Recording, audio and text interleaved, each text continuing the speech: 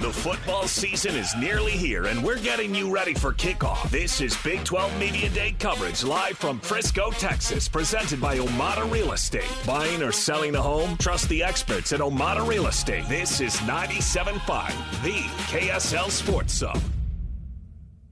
Big 12 Media Day coverage, 97.5, the KSL Sports Zone. Hey, we're going to continue the Houston football talk. Joining us now, defensive lineman for the Cougars, Khalil Laufau. How's it going, Khalil? Thanks for jumping on with us. Going good. How y'all doing? Hey, we're doing great. So is there like a black-on-black mandate at Houston? Like, because everybody seems like they're wearing the black-on-black suit there. I just feel like it's just a vibe. Yeah? I feel like it just looks better like that. You guys are showing up. It's all about that business, huh? Yeah, it's strictly business, you know, just like get in and get out. I like it. So everybody's high on Houston. You guys kind of flew under the radar, but not anymore. Yes, They're sir. gunning for you. So how does that – is there a shift in mentality there for you guys? Yeah, you know, obviously Coach Fitz's first year there, went 4-8, you know, and then I transferred in last year. You know, that was just a completely shift for us. So the difference is you, essentially. Is what No. I'm just a bench warmer, you know. I'm just out there passing out water. But you've got to be excited riding a little momentum into the season. I mean, that's got to be a good thing, right? Yeah, I'm excited. You know, going 10-3 last year, you know, obviously wasn't good enough for us, we felt like, you know. So going into this year, we want more, you know. And so we're just working in the dark, you know, just trying to do more. You know, so just to bring it all to light on Saturday night. So you're up front on the defense, and last year a guy by the name of Carlos Allen, another guy, Eddie Walls, that's a lot of production. I think it's like 140-some tackles. Each of those guys combined, I think, about 19 tackles for loss. Yeah. How do you replace that? Ooh, it's tough. You know, those two are both monsters for us last year. You know, but I feel like the guys that we have coming in this year, you know, Ashton Porter coming from Oregon and DT coming from Oklahoma State, you know, I feel like fill a big role, you know, and I feel like they'll do great. Tell us a little bit about your defense as a whole. You know, we're talking about the D line, but do you guys, you know, want to be aggressive this year? Do you want to pick up sacks? I mean, what kind of do you want your identity to be? I feel like this year we bring a lot of size this year, more than last year. And I feel like our identity for this year is just to be more physical. You know, physicality is a big thing that Coach OG is harping on for us this year, and just running to the ball, you know. So, yeah. Everybody says they want to play fast and they want to attack, but it's another thing to be in the condition to be able to do that. Yeah. How difficult is that, and how much work goes into being able to execute that out on the field? It's a lot, you know, but I feel like that's what practice is for. You know, Coach Fritz, Coach Armstrong, and Coach OG really harp on that. You know, everyone has to run to the ball. All 11 have to be to the ball during our unit period, and we have to get a break and then run back to the ball. It's like a fast tempo, you know. So they're really getting us ready, you know, in the condition, you know, phase. What do you think about that opportunity to go into Lubbock, man? If you guys pull that off, that's almost like getting 2 wins, because it's going to be hard to win in Lubbock. You know, they're really, really good. I mean, I know you got some games before that, but once the conference season starts, that determines who gets to play in the conference title game as the conference season. So just give us your thoughts on what that might be as far as such a level of importance in an emotional game and an in-state game and all that stuff going forward. I feel like going to Texas Tech, I feel like we got to be emotionally stable. And I feel like us being stable will just set the tone for us. Mm-hmm. You know, I feel like at times we really get antsy or nervous. So I feel like once we get ourselves right, you know, mentally and an emotional standpoint, I feel like we'll thrive. A lot of people consider you guys amongst the favorites in the league. Do you agree? Yeah, I feel like I do. You know, I feel like we're putting in a lot of work. And I'm just excited just to have the boys just showcase that this fall. When you look at some of the weapons you bring back on offense, I mean, obviously you're focused on your side of the ball, but to see what that offense is capable of, that's got to feel like, all right, we got some weapons on that other side that can really do some damage. Mm-hmm. What's that like?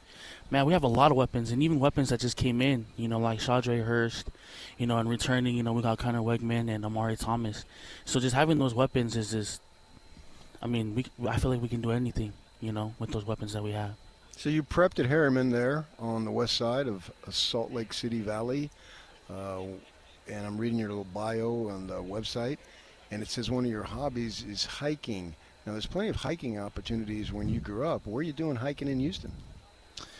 I'm not. Yeah. Let's just say I'm not. I can't find really any specific spot over here in Houston to hike. And I know there is a lot, but I just never just thought of just looking. I just like going back home and hiking Donut Falls. Yeah, you can just walk out the door, basically. Yeah, you can walk out the doors and just see mountains, but yep, I'm going to hike that one right there. Yeah, exactly. Oh, man, Donut Falls. Yeah, absolutely. Yeah. You miss home? I do at times. Especially late into the season, I miss home a lot. But I also like being away from home. Just home on my own, just figuring out life. Tell us your story. How did you end up at Houston? When I hit the portal, it was just farther from home. And I just thought the farther I am away from home, the better I am. The better I can become a man on my own. And just learn how to live in this life on my own, rather than just relying on my parents and my siblings. I'm just very independent. And so I feel like me going farther from home was the best fit for me. It's interesting when the transfer portal is such a big part of every locker room now. Mm-hmm. I mean, on average, you're probably turning over half of a roster every single year.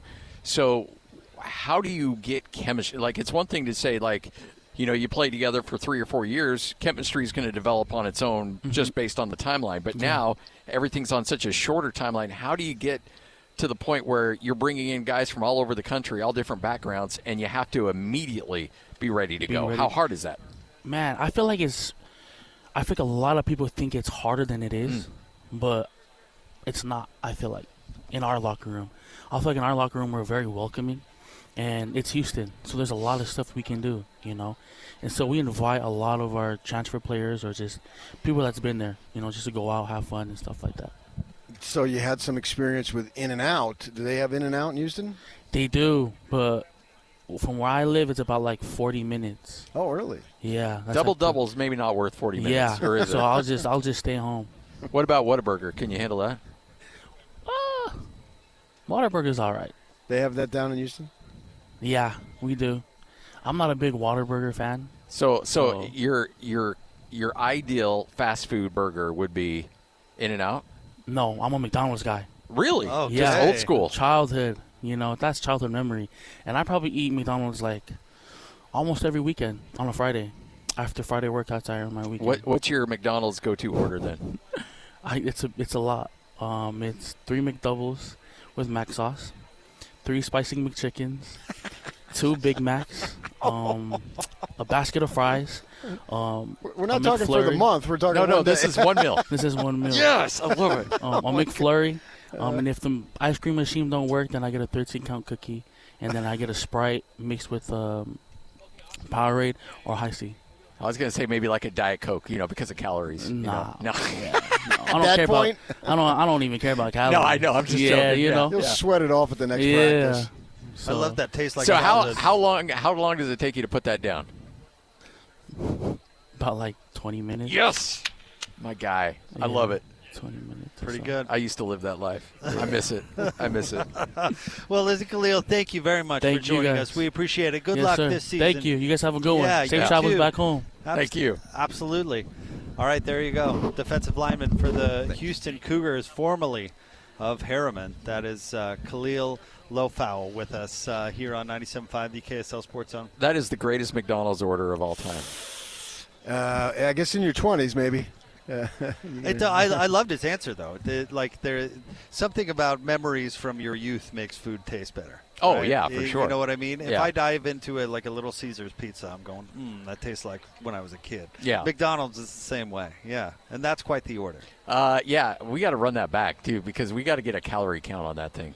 What do you say? 3 McDoubles? 3 McDoubles with mac sauce. What's 3 your spicy McDonald's go-to order then? Oh, here we go. It's a lot. It's 3 McDoubles with mac sauce, 3 spicy McChickens, 2 Big Macs, a basket of fries. We're not talking for the month. We're talking. No, this is one meal. This is one meal. Yes, I love it. A McFlurry. And if the ice cream machine don't work, then I get a 13-count cookie, and then I get a Sprite mixed with Powerade or High C. A 13-count cookie if the ice cream machine's not working. Why does the ice cream machine never work? I don't You know. should have a backup plan. He didn't say it didn't work. Well, but it happens all the time that's at McDonald's. That's the rep of McDonald's is their ice cream machine never works, and I love it that he had a backup plan. Like that's subtle McDonald's knowledge. What are we right looking there. at? 10,000? Oh, easy. Well, he's a big guy and a D1 athlete, man. You got to have fuel. Fine with me. You gotta have whatever he fuel. wants. I just would want to know. I would be dead for about a week. Oh, but what a way to go, though. What a way. Mrs. Donut Falls. That's pretty cool. I could think in other ways. Well, yeah, that's true. Donut Falls, I've been there. I've done that. Absolutely, right? Yeah. Yeah, not many places to hike in Houston, though. That's what that was I a good figured. question, Houston. Where did he start? I'd have to, Herman in Washington State. Is that what you're saying? Washington State. Yeah, that would have been okay. So it was Washington State. All right. Yeah. That's quite a change in climate going from Oh, for sure. It's Washington drastic. State Yeah, to, just the whole, Houston. Yeah, you're going to get a whole different setting. And I like the fact that some people are like that. You know, I think if I would have been a D1 athlete, I would have stayed as close to home as possible. But he wanted to experience something new and different. Well, I think, to recognize it, too, and be able to say, you know what, I want to grow as a man. I want to grow as a human being, and I can do that by being further away from home. And I respect that, that knowledge of who I am as a person. I'd have to do my own laundry. I'd have to worry about what I'm going to eat on Sundays. You No. didn't do your own laundry in college? No, I took it home. It's good to be you. Just threw it in there. Ma, my laundry. My 5-year-old does her own laundry. Well, if you don't have to. I think I made it okay. We're live from Big 12 Media Days, brought to you by Omada Real Estate. We'll have more for you coming up next. 97.5, the KSL Sports Zone. All the insight and analysis of the Cougars, Utes, and the rest of the conference. Live from Frisco, Texas, this is Big 12 Media Day coverage on 97.5, the KSL Sports Zone. Presented by Omada Real Estate. Buying or selling a home? Trust the experts at Omada Real Estate. Big 12 Media Days, live from Frisco, Texas. The Star. Big 12 Media Days coverage brought to you by Omada Real Estate. Jake Scott, Tim Lacombe, Patrick Hinahan, and the one and only Scott Gerard. As guys, we've got a little bit of a lull in the action, but we were just ticking it off during the break there. We've talked to 6 BYU players, Kalani Sitake and Brian Santiago, and that's just BYU. Of course, the Utes will be tomorrow, but we had a chance to talk to Ken Dillingham and all sorts of different players. It's been action-packed, Timmy. Yeah, it's been fun in my first, and I've enjoyed kind of just the one-on-ones. You kind of get to see the personality, and I've been overwhelmingly impressed with these guys. The BYU guys, really enjoyed talking to them. Haven't seen them from a distance. I would not want to get hit by Glasker. It's even more confirmed right now. But, no, I've enjoyed it, and I feel like we've gotten a good feel for where everybody is mentally and some of the things that they want to work on in the offseason to get themselves ready to go chase a championship. PK, my favorite interview today so far has been Ben Roberts, our linebacker friend from Texas Tech. Very confident that the Raiders are going to be. Who are they going to play in the title game? Oh, man. I hope they're sitting at home, and I hope it's BYU versus Utah. Oh, that'd be awesome. It would be. Oh, yay for you us. imagine that? I think would be that great for us. this year is probably going to be the most competitive year, and I'm excited to see how everything turns out. Like, I don't know who's going to be in the Big 12 championship with us. He had a couple of zingers. He was And good. the best part is he delivered it, but he also gave the look. Like, I felt like he was, he was primed to back it up if anybody had anything to say. Yeah. It'd be fun to see who finishes in second this year. Like, okay. Are you penciling the Raiders in, Scotty? Yeah, I am. Penciling in. Pencil. If Joey McGuire's been around telling everybody he thinks there's a good chance Will Hammonds will be back for Game 1, I don't believe that. I do. If it gets back by Game 3, then I think – but I don't think he should be even close to a field. Even if he is, the doctors say, I would keep him off the field for Game 1 and 2.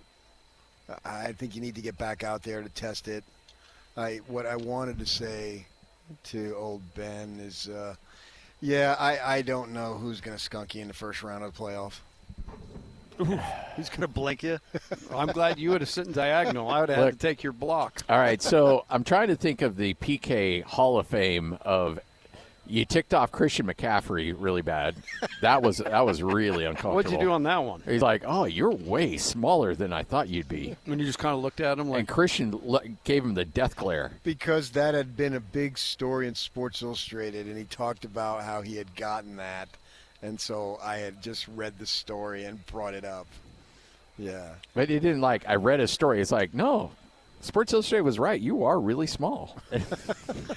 You know that they named saints, like St. Thomas the whatever. He's Aquinas. You're St. Patrick the agitator. And then you got Herm Edwards. Herm Edwards was all mad at you. Yep. Todd Graham got mad at you. I love the Herm Edwards one. That's my favorite. It really is. I think I was telling some. I think it might have been you, Tim. Brian Santiago and I got into it a little bit last year. Over. The idea that the quote came out of we won't be the highest bidder. You won't be outbid. We will not be outbid. You will not outbid us. And he said that was a misquote. And I said, Brian, man, I worked 23 years in newspapers. There's no way that guy misquoted. That is too direct. It's too basic. And he's, well, we won't be the highest bidder. And I said, I guarantee you there's at least one athlete on that campus who came to BYU because it's the highest bid. And then I was telling Tim just a couple of weeks ago, I was playing golf with a BYU athlete. Why'd you go to BYU? Gave me the best offer. Love you, B. You guys are absolutely. I'm getting picked on early there now. Real quick, not to interrupt talking about B, but our friend Zach on the Snap Talk tweeted in that the total estimated calories of our friend Khalil's McDonald's meal, 4,865. That's it? That's what he's put together. Oh, that's not that bad at all. Seemed that would be understated. Does that include the 13-count cookies? No, that includes the McFlurry. Oh, okay. What's a McFlurry? It's like a blizzard. Yeah, it's like a blizzard. It's like an ice cream treat with candy in it.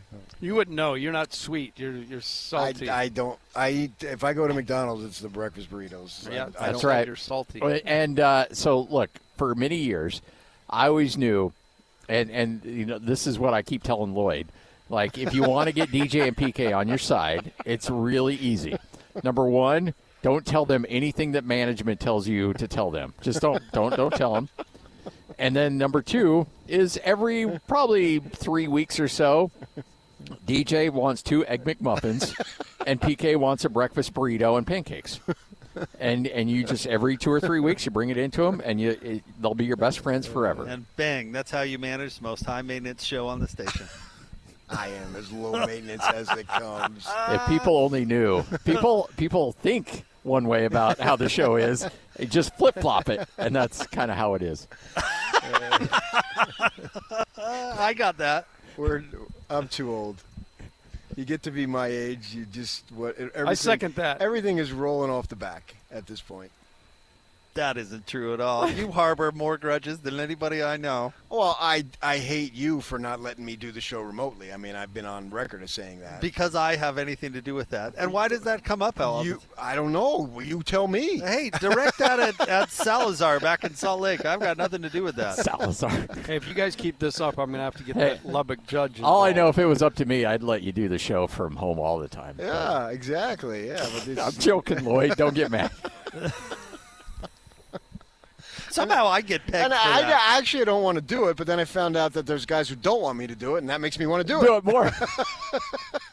Do you guys want real quick here, we can take a break from football. We're a little low in the action. You guys want to hear Donovan Mitchell's new contract broken out by year? God. Oh, yeah, hit me. Donovan signed a new, what was it, 237? 73. 73. Oh, 273, yeah. So here's how it's going to break out. Year one, which is the year after next, $60.9 million. Year two, $65.8. Year three, $70.6. And year four, $75.5 million for the former Jazz. And I hope nobody from Cleveland says something bad about him on Twitter. Oh my gosh, it's crazy, you guys. That's a lot of money to go back and look at the film after every loss. At the end of the day, he loves at the end of the day. We're gonna go back, look at the film. Listen, I'm sorry, Donovan's not a supermax guy. That's too much money for him. No, but they. What are you But going you to have let him to. go? Yeah. That's the NBA system. Karolinko got it. All these guys get it. But that's where you got to pass. But they don't, because you can't sell your fans. We just let our best player walk and then expect them to buy your merchandise, watch your games, go to your games. They won't do that. Except for you can't give a Supermax. There's only 3 others in the whole league, and you can't give the Supermax to the wrong guy. And you know why? That guy who's so temperamental and you're going to hurt his feelings, he got hurt. Some state senator said something, and that made him, he had to leave town. Listen, you want to bring up Andre Karolinko. Signing him to a max deal is the reason the Boozer and Darren Williams era was not more successful, because they were totally handcuffed by that bad contract. So to answer your question, yes, the Jazz should have passed on that player and not signed him to that contract. Don't. Well, they should fight their I mean, the Jazz did a smart thing by moving Donovan Mitchell. When they could, right? Yeah, when they could. That was the smart thing to do. Giving him 35% of your salary cap is just going to handcuff you. Then you're only as far as that player can take you, and he's not going to take him that far. What is that far? I saw a quote title. I saw a quote from a GM. It was an anonymous GM, like, we have to give the money to somebody. Yeah. Do you? Really? Yeah, you do. I mean, there's a basement, sure, but you don't have to be handing out. I'm with you on that. How do you sell it to your fan base? How does the Jazz sell Walker Kessler going to the Lakers? Because he wasn't the best player. You sell it as a savvy He wasn't even close to the best player. He's like the 5th best player. Donovan was the best player, and they traded him, and it was the right thing to do. Because he was going to leave. Yeah, they had no choice. But they had him 3 more years under contract. What do you mean they had no choice? They could have sat on him for 3 years. And how do you sell that to your franchise? We're going to let our best player just walk. It doesn't work that way. You have no choice. You've got to do something. They chose to get rid of him. If they would have kept him, they'd sign him to that money. This is a bad move for Cleveland. I don't care how you dress it up as if they have no choice. Sure, they do. No. Absolutely, but you can't sell hope to your fans if you let the guy just walk. You can't do it. You can't, because life goes on, and then the next guy steps in. Gordon Hayward leaves, and Donovan Mitchell was here 10 minutes later. They got lucky on that. That being scared. 12 other teams passed on Donovan Mitchell. Being scared of the fans is no way to run a franchise. I'm not letting Cleveland off the hook because they had to because of their fans. You have to That's sell ridiculous. hope to the franchise. And that was what the Jazz. I listened to your guys. Somebody did good in the 3rd quarter, and you spent 20 minutes on it. What the hell were you doing? You were selling hope on your post game because you didn't want to go on and just crack. You told me this literally. You did this for the last 4 years, Jake. You sold hope to the listeners at 11 o'clock at night. Listen, I wasn't selling anything. It either was Tim. What we do is give analysis to the game, which is you tried to go for the positive. Because you could, and I'm not criticizing you by any stretch. You couldn't. Kind of sounds like. Well, it. but that's me.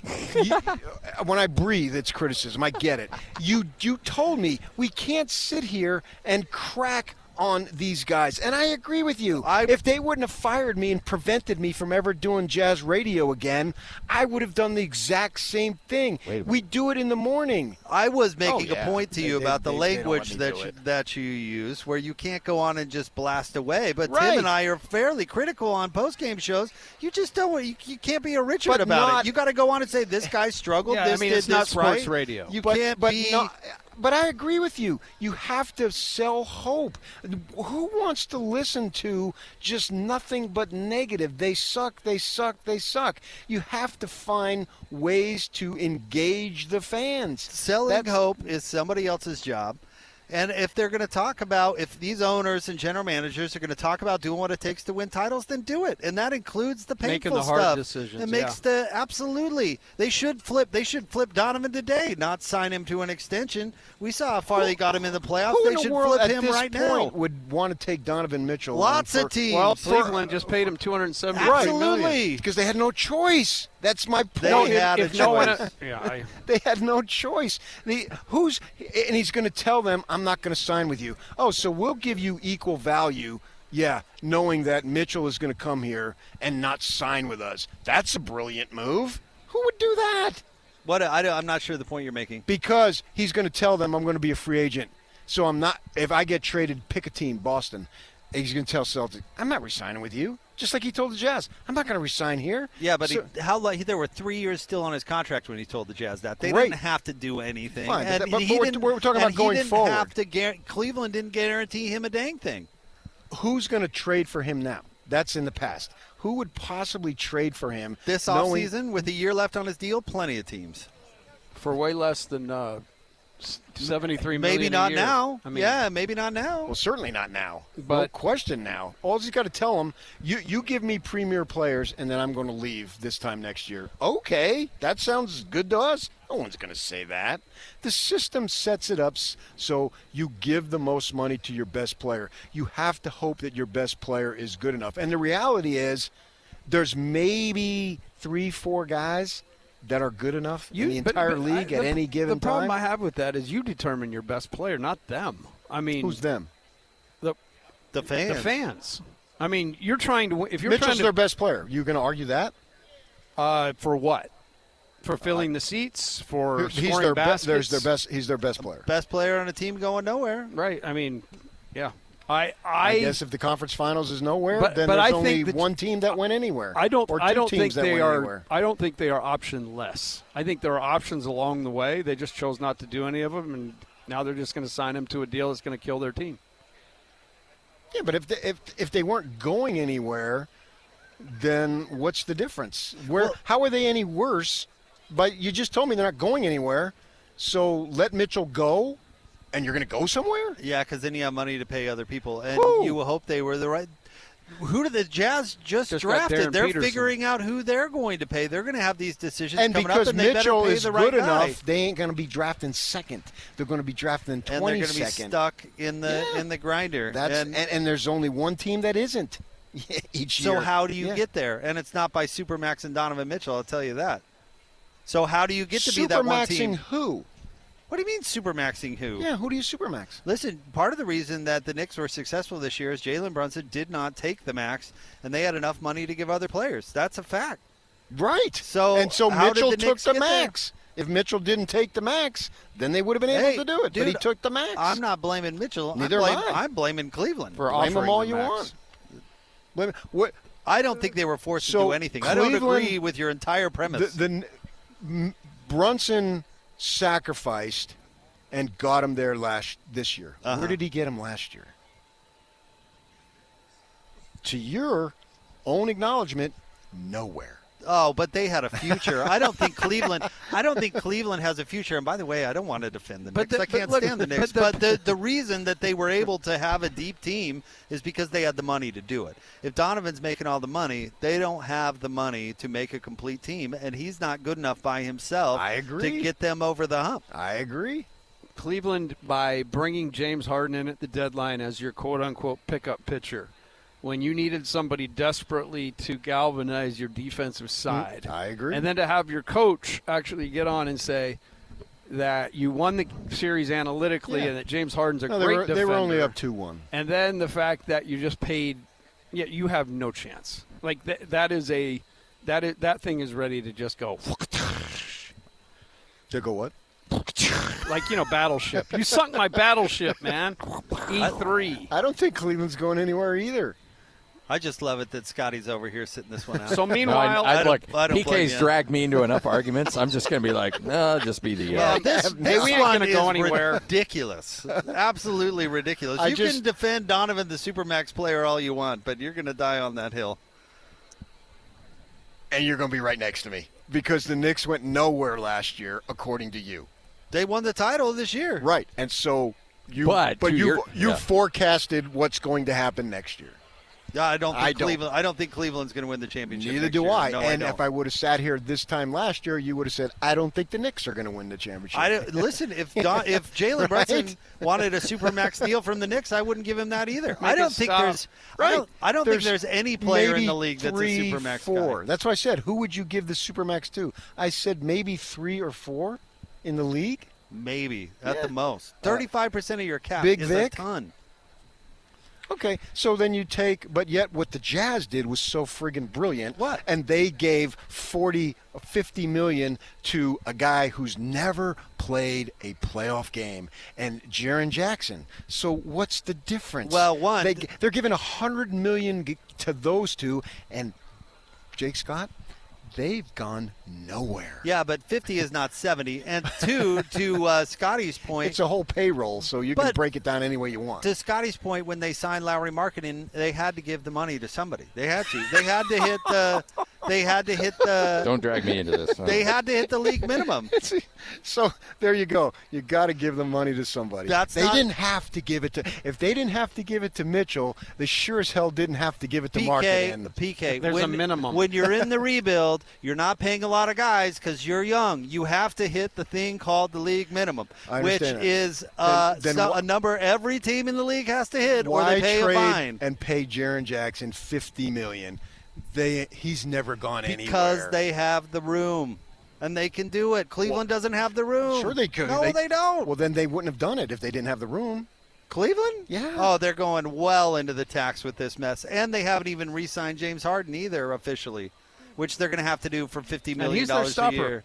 So, and they got to find money for LeBron too. And they've got an Evan Mobley extension coming up. I mean, it's a total different situation that the Jazz rebuild. Go Jazz! I got it.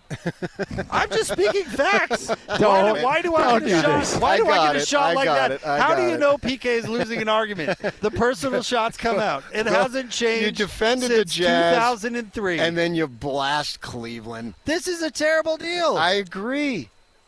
I'm not saying what it's a good deal. What are you arguing with me for? That you end up signing your best players to the most amount of money. That's the way the system works. Is it a good deal? Probably not. Listen, if the Jazz were up against the tax, they would have thought twice about the Lowry contract. They weren't. They had to give the money to somebody. And given him $50 million. We'll see if it's good. And his contract's over in, 2 years? Who, Lowry's? Yeah. Yeah. Okay. Exactly. They won't be in a pinch. Cleveland's in a pinch. So you've just decided they're not going to re-sign Lowry? They'll have to make a decision on Lowry, absolutely. And it wouldn't shock me if they traded Lowry before the end of that contract anyway. And the Walker thing actually helps Lowry to stay longer. I mean, it actually opens things up because it would have been Lowry, Key, and Walker all, all that and money. Jaren Jackson. And they're going to give Keontae George huge money. It's what the system demands. Is it right? Well, for the players, they're saying, yeah, absolutely it's right. Is it going to be right for you to win a title? Probably not. I don't think the Jazz are going to give Keontae huge money. They would have extended him by now because they can, just like Cleveland did with Donovan Mitchell. It doesn't matter whether it's the Jazz or it doesn't matter. Somebody's going to give him a contract that is better than his. No, he's too young. We'll see if he gets. I can't forecast what he's eligible for 30%. His rookie max extension it's less than 30. Right. There's a difference, obviously, between that and what Donovan said. Yeah, we'll have to see. Mitchell's been in the league now for 8 years? Is that what he is? It seems it's two, longer than that. Longer than that? No. Okay. So I have no idea what Keontae George is going to be like in 5 years. But if the Jazz were just going to automatically max out Keontae George, they do it now. They're not going to do that. So they're not going to give the wrong money to a player just because he's theirs. They're not going to do that. They'd do it right now if they were. That's why Kessler didn't get any money. That's why Kessler didn't get any money. Exactly. I love your faith in the Jazz, Jake. This is not faith in anybody. What are you talking about? Now that's back to the personal shots. What is he talking about? I love his faith in the Jazz will make the right decision. All right, Christian, go to break. We're done. Live at Big 12 Media Days. Cleveland sucks, but the Jazz will make the right decision. More next, 97.5 the KSL Sports Zone. Season is nearly here, and we're getting you ready for kickoff. This is Big 12 Media Day coverage live from Frisco, Texas, presented by Omada Real Estate. Buying or selling a home? Trust the experts at Omada Real Estate. This is 97.5, the KSL Sports Zone. 97.5, the KSL Sports Zone, live from Big 12 Media Days here in Frisco, Texas at the Star. Jake Scott, Tim Lacombe, Patrick Kinahan. We are joined now by defensive back from Colorado, Ben Finneseth with us. What's going on, Ben? How are you? I'm fantastic. How you guys doing? Oh, I'm irritated at this guy down here right now. But other than that, we won't let that. We're here to talk football and Colorado football at that. Yes, so, sir. How are you feeling going into the year?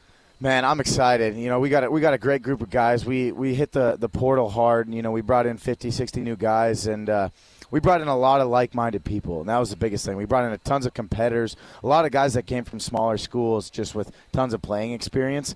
And I'm excited to see how all of us are going to play together. Like the way we've come together, the brotherhood that we've built over the summer, and the culture that we've built. It's gonna come to light in the fourth quarter, in close games. So I'm super excited for where the season's gonna take us and for where we're headed as a team. Coach Prime seems to be doing a little bit better health-wise, and talked about it. He's back up to better weight. Do you sense a difference in him? In his effort, energy every day? Oh yeah, most definitely. It's night and day difference. It was sad to see him like that last year. It really hurt me, and especially as close as we've grown, and the way he's bought into me over these past 4 years. I'm just, it hurt my heart to see him going through something like that. But, he's a competitor, and what we went through last year as a team, like that pissed him off just as much as it pissed us off. So, he's not going to put up with that just as much as we aren't going to. So it's awesome to see him, full of light and full of energy again, and buying into us the way that he used to be able to, So it's we just got back from his house in Dallas actually last weekend. So we were down there for a leadership retreat, a couple of the guys on the team, and so we were doing some fishing and riding horses and riding four-wheelers down at his house, so it was awesome. So you were pissed last year, huh? Pissed. Because I'm pissed right now. I believe it. At him or what I was going to say. Break it up. This is just great radio. Let's throw the gloves on for 30 seconds and settle this, shall we? I knew you'd like that. Thank you. Tell us about your new defensive coordinator. Yeah, Coach Marv. Dude, he's intense, bro. He's like a military sergeant. Oh, he's pissed. Yeah, he's pissed. He's pissed. He's more pissed than you are. So, yeah. No, Coach Marv's the best. He brings intensity and fire and passion every day. So that's what I want to hear. Yeah, no, I love him to life, and we're going to be violent and aggressive. That's going to be our identity on defense. So it's. He's the leader of that, and we intend to lead as one of the leaders of the defense. That's going to be our mantra as a leadership group as well. So, tell me about this WWE thing that you're involved in. Yeah, so one of the recruiters actually found my YouTube channel last season, and had reached out to one of our NIL coordinators. And was like, "Hey, do you think he'd be interested in it?" And I was like, "Yeah, well, so." I grew up in a wrestling family. My dad was a 3-time All-American wrestler at North Dakota State and coached Brock Lesnar, and he's one of our family friends. So I've always grown up around wrestling. My uncles wrestled in college, so I grew up in a wrestling family, and I'd never thought that was going to be my way into wrestling, to be honest with you. But, yeah, so they had reached out, and I was like, yeah, I'd be interested. So I did a couple rounds of interviews, and they were like, yeah, we really like you. We want to fly you down for a tryout. So they flew me down there for a week, and it was hard, dude. Like, they beat the crap out. They just tried to make us quit. I think there was, 30 of us at the tryout, and, 10 people ended up quitting. It was tough. And so – It was a super cool experience, though. Wow. Didn't get signed, but I want to be a football coach when I'm done playing, anyways. So it was it was a cool experience. But if they want to give me another shot in the future, and we'll see what happens. So did you grow up? Did you grow up wanting to go to Colorado, being in Durango? Is that a place that you looked at as a place you'd want to go play college football? Yeah, so I was born in North Dakota and grew up most of my life in Minnesota. I moved to Durango my freshman year of high school. So, to be honest, when I first got there, I didn't know I was good enough to play football in college. I really didn't know I was until summer going into my junior year when I got my first offer from Fort Lewis College in Durango, if you guys know anything about that. Sure. So, so I was like – I wasn't a CU fan. My dad grew up watching CU because they were winning national championships when they were playing, or when he was growing up. So he watched Cordell Stewart and Darian Hagan and Westbrook and all those guys. So it's I didn't grow up a CU fan, and it's, to be honest with you, I went on a visit to Colorado School of Mines summer heading into my senior year, and it was cool. I knew I wanted to be an engineer, so they recruited me hard, but it just didn't quite feel right. So I was like, Dad, can we drive up to Folsom? I'd never seen seeing the field. So I was like, can we just drive up there real quick? And we drove up, and I went and looked through one of the corners of one of the gates in the southwest corner, and I was like, Dad, like, I'm coming here, dog. Like, I'm finding a way to come here. So from then on, it was my goal to make it here, and obviously here I am. So that's awesome. Yeah. And it is a great field. I took a game in there years ago, but cool place. Great place. Yeah, I've been there many times, and they've remodeled it, so yep. It's even better. It has an old school feel to it, to that you don't really. I've been to not all the teams in the Big 12, but all the teams in the Pac-12, and it's like it's an old stadium, but it's new, if that makes sense, and it's just different. Right. And so the way it's set up, so I can get why you would have had that feeling there. As far as that goes, right. I look at your defense, and you talk about the transfers. You're going to have to rely on them. I think there's only a couple of players, you might be one of them, that have 200 snaps to their experience. And so you went out and you got transfers on the deal. I mean, basically all levels. I think you got 5 defensive line, a couple of linebackers, and your potentially anyway, your entire secondary is going to be transfers. Yep. So it's sort of ridiculous to ask you anything about last year because none of those guys were there. So it's like it's from this time going forward, which I think is probably a good thing because last season was not good. Right. Yeah, no, most definitely. We're going to be a transfer team, but, that's the cool thing about it is, you get to bring in all these guys, but, like, you get to form a new identity as a team. Like, we're going to be completely different than last year.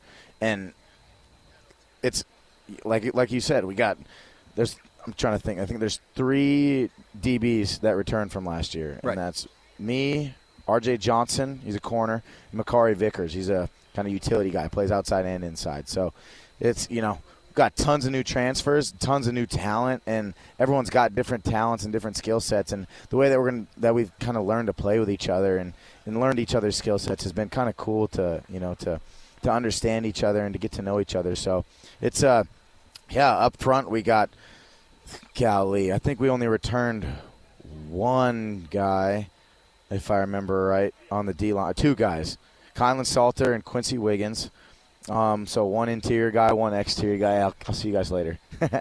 And then in the linebacker room, I think we just returned 2 of our walk-ons. So, it's completely new defensively. And so it's a cool opportunity for all of us to get to know each other, get to play with each other, and to kind of form one mindset. And that's been our biggest focus this offseason is how can we build the brotherhood that we want and head the direction that we want, and what kind of team do we want to be. And so it's been super cool to kind of understand that of each other. Does that open up a leadership opportunity for you? Yeah, most definitely. And one of my gifts in life is bringing people together. And so that was one of the big things that I screwed up last year is I did nothing to bring us all together, and it showed when we played. It was 11 individuals out there. We weren't a team. No one cared about the person next to them, and it starts with me. Like, that was my fault. So I was not going to let that happen again, and I think that's part of the reason that the Lord gave me a knee injury this past offseason. Like, he was like, your job is to bring these guys together and build that brotherhood and build that camaraderie that we were missing last year. So that's been, a huge focus that we've focused on this year. You guys kick off against Weber State this year, right? Yep. Don't take those guys lightly. Oh, no. That's our state. I don't. They fling it. Yeah. They got a new coach that flings it, so you got to be ready for them. Yes, sir. What's the realistic goal for you guys this year? Shoot, win the conference. To me, that's realistic. I believe in the guys that we have in our locker room. I believe in our coaches. I think we brought in a great OC and a great DC. I think Coach Prime did a heck of a job with that. And, the guys that we brought in, it's a world of difference, the mentality that we all have. Like, every one of these guys is competitive as heck. Like, none of us are accepting losing. Like, it's not even in our vocab anymore. Like, it pisses us off the way that the season went down last year. So I need to quit saying that. I hear you. Yeah. I need to quit saying that. No, this was perfect that we got you right now. Yeah. It's kind of calmed everything down. So, it's, yeah, that's what I'd say. Well, Ben, thank you very much for joining us. Good luck with Hey, the upcoming year. Thank Pleasure. you, guys. Yeah. I appreciate you guys. Thank you very much. Take care. There you go. Defensive back for the Colorado Buffaloes, Ben Finneseth, with us here on 97.5, the KSL Sports Zone. Also may have a future as a wrestler. We're going to step aside for just a second. We're actually expected to be joined by Doug McNamee, the AD for Baylor. So stay tuned. We'll have that coming up straight ahead, live from Frisco, Texas, right here on 97.5 the KSL Sports Zone. All the insight and analysis of the Cougars, Utes, and the rest of the conference. Live from Frisco, Texas. This is Big 12 Media Day coverage on 97.5 the KSL Sports Zone. Presented by Omada Real Estate. Buying or selling a home? Trust the experts at Omada Real Estate. And that's radio for you. Big 12 Media Days live in Frisco, Texas at the Star. It's all brought to you by Omada Real Estate. I don't miss management at all. Not managing PK I'm anyway. just kidding. I'm telling you that now. Good heavens. Got a headache. He just ran roughshod over us, but it did wake me up. Oh, you guys are so soft, man. You can't take a little argument over sports. We are soft. Jeez, it's sports. Who cares? Like I just know that there's a good time to answer emails and texts, and just when PK is going off, and I'm like, I'm just glad it's not me. I'm gonna look into it. I'm gonna get PK's calling us soft. It's okay to mix it up a little. To try to attack. It's sports arguments. One thing I did not anything important. I did not anticipate today in the Big 12 Football Media Day was the Jazz pre-half and post getting thrown under the bus. Our entire integrity railroaded attacked because PK is losing an argument. Yeah, got to drive everybody down with us. I don't respond in kind. If I lost it, I lost it. Huh? You were not kind either. That is correct. I agree. You were not kind. I agree. Irregardless. Which was never my intent. Irregard. Now Christian's barking at us to talk football. Hey, guys, talk football. Can we just at least PK say now something? resents Christian because he called him windy once.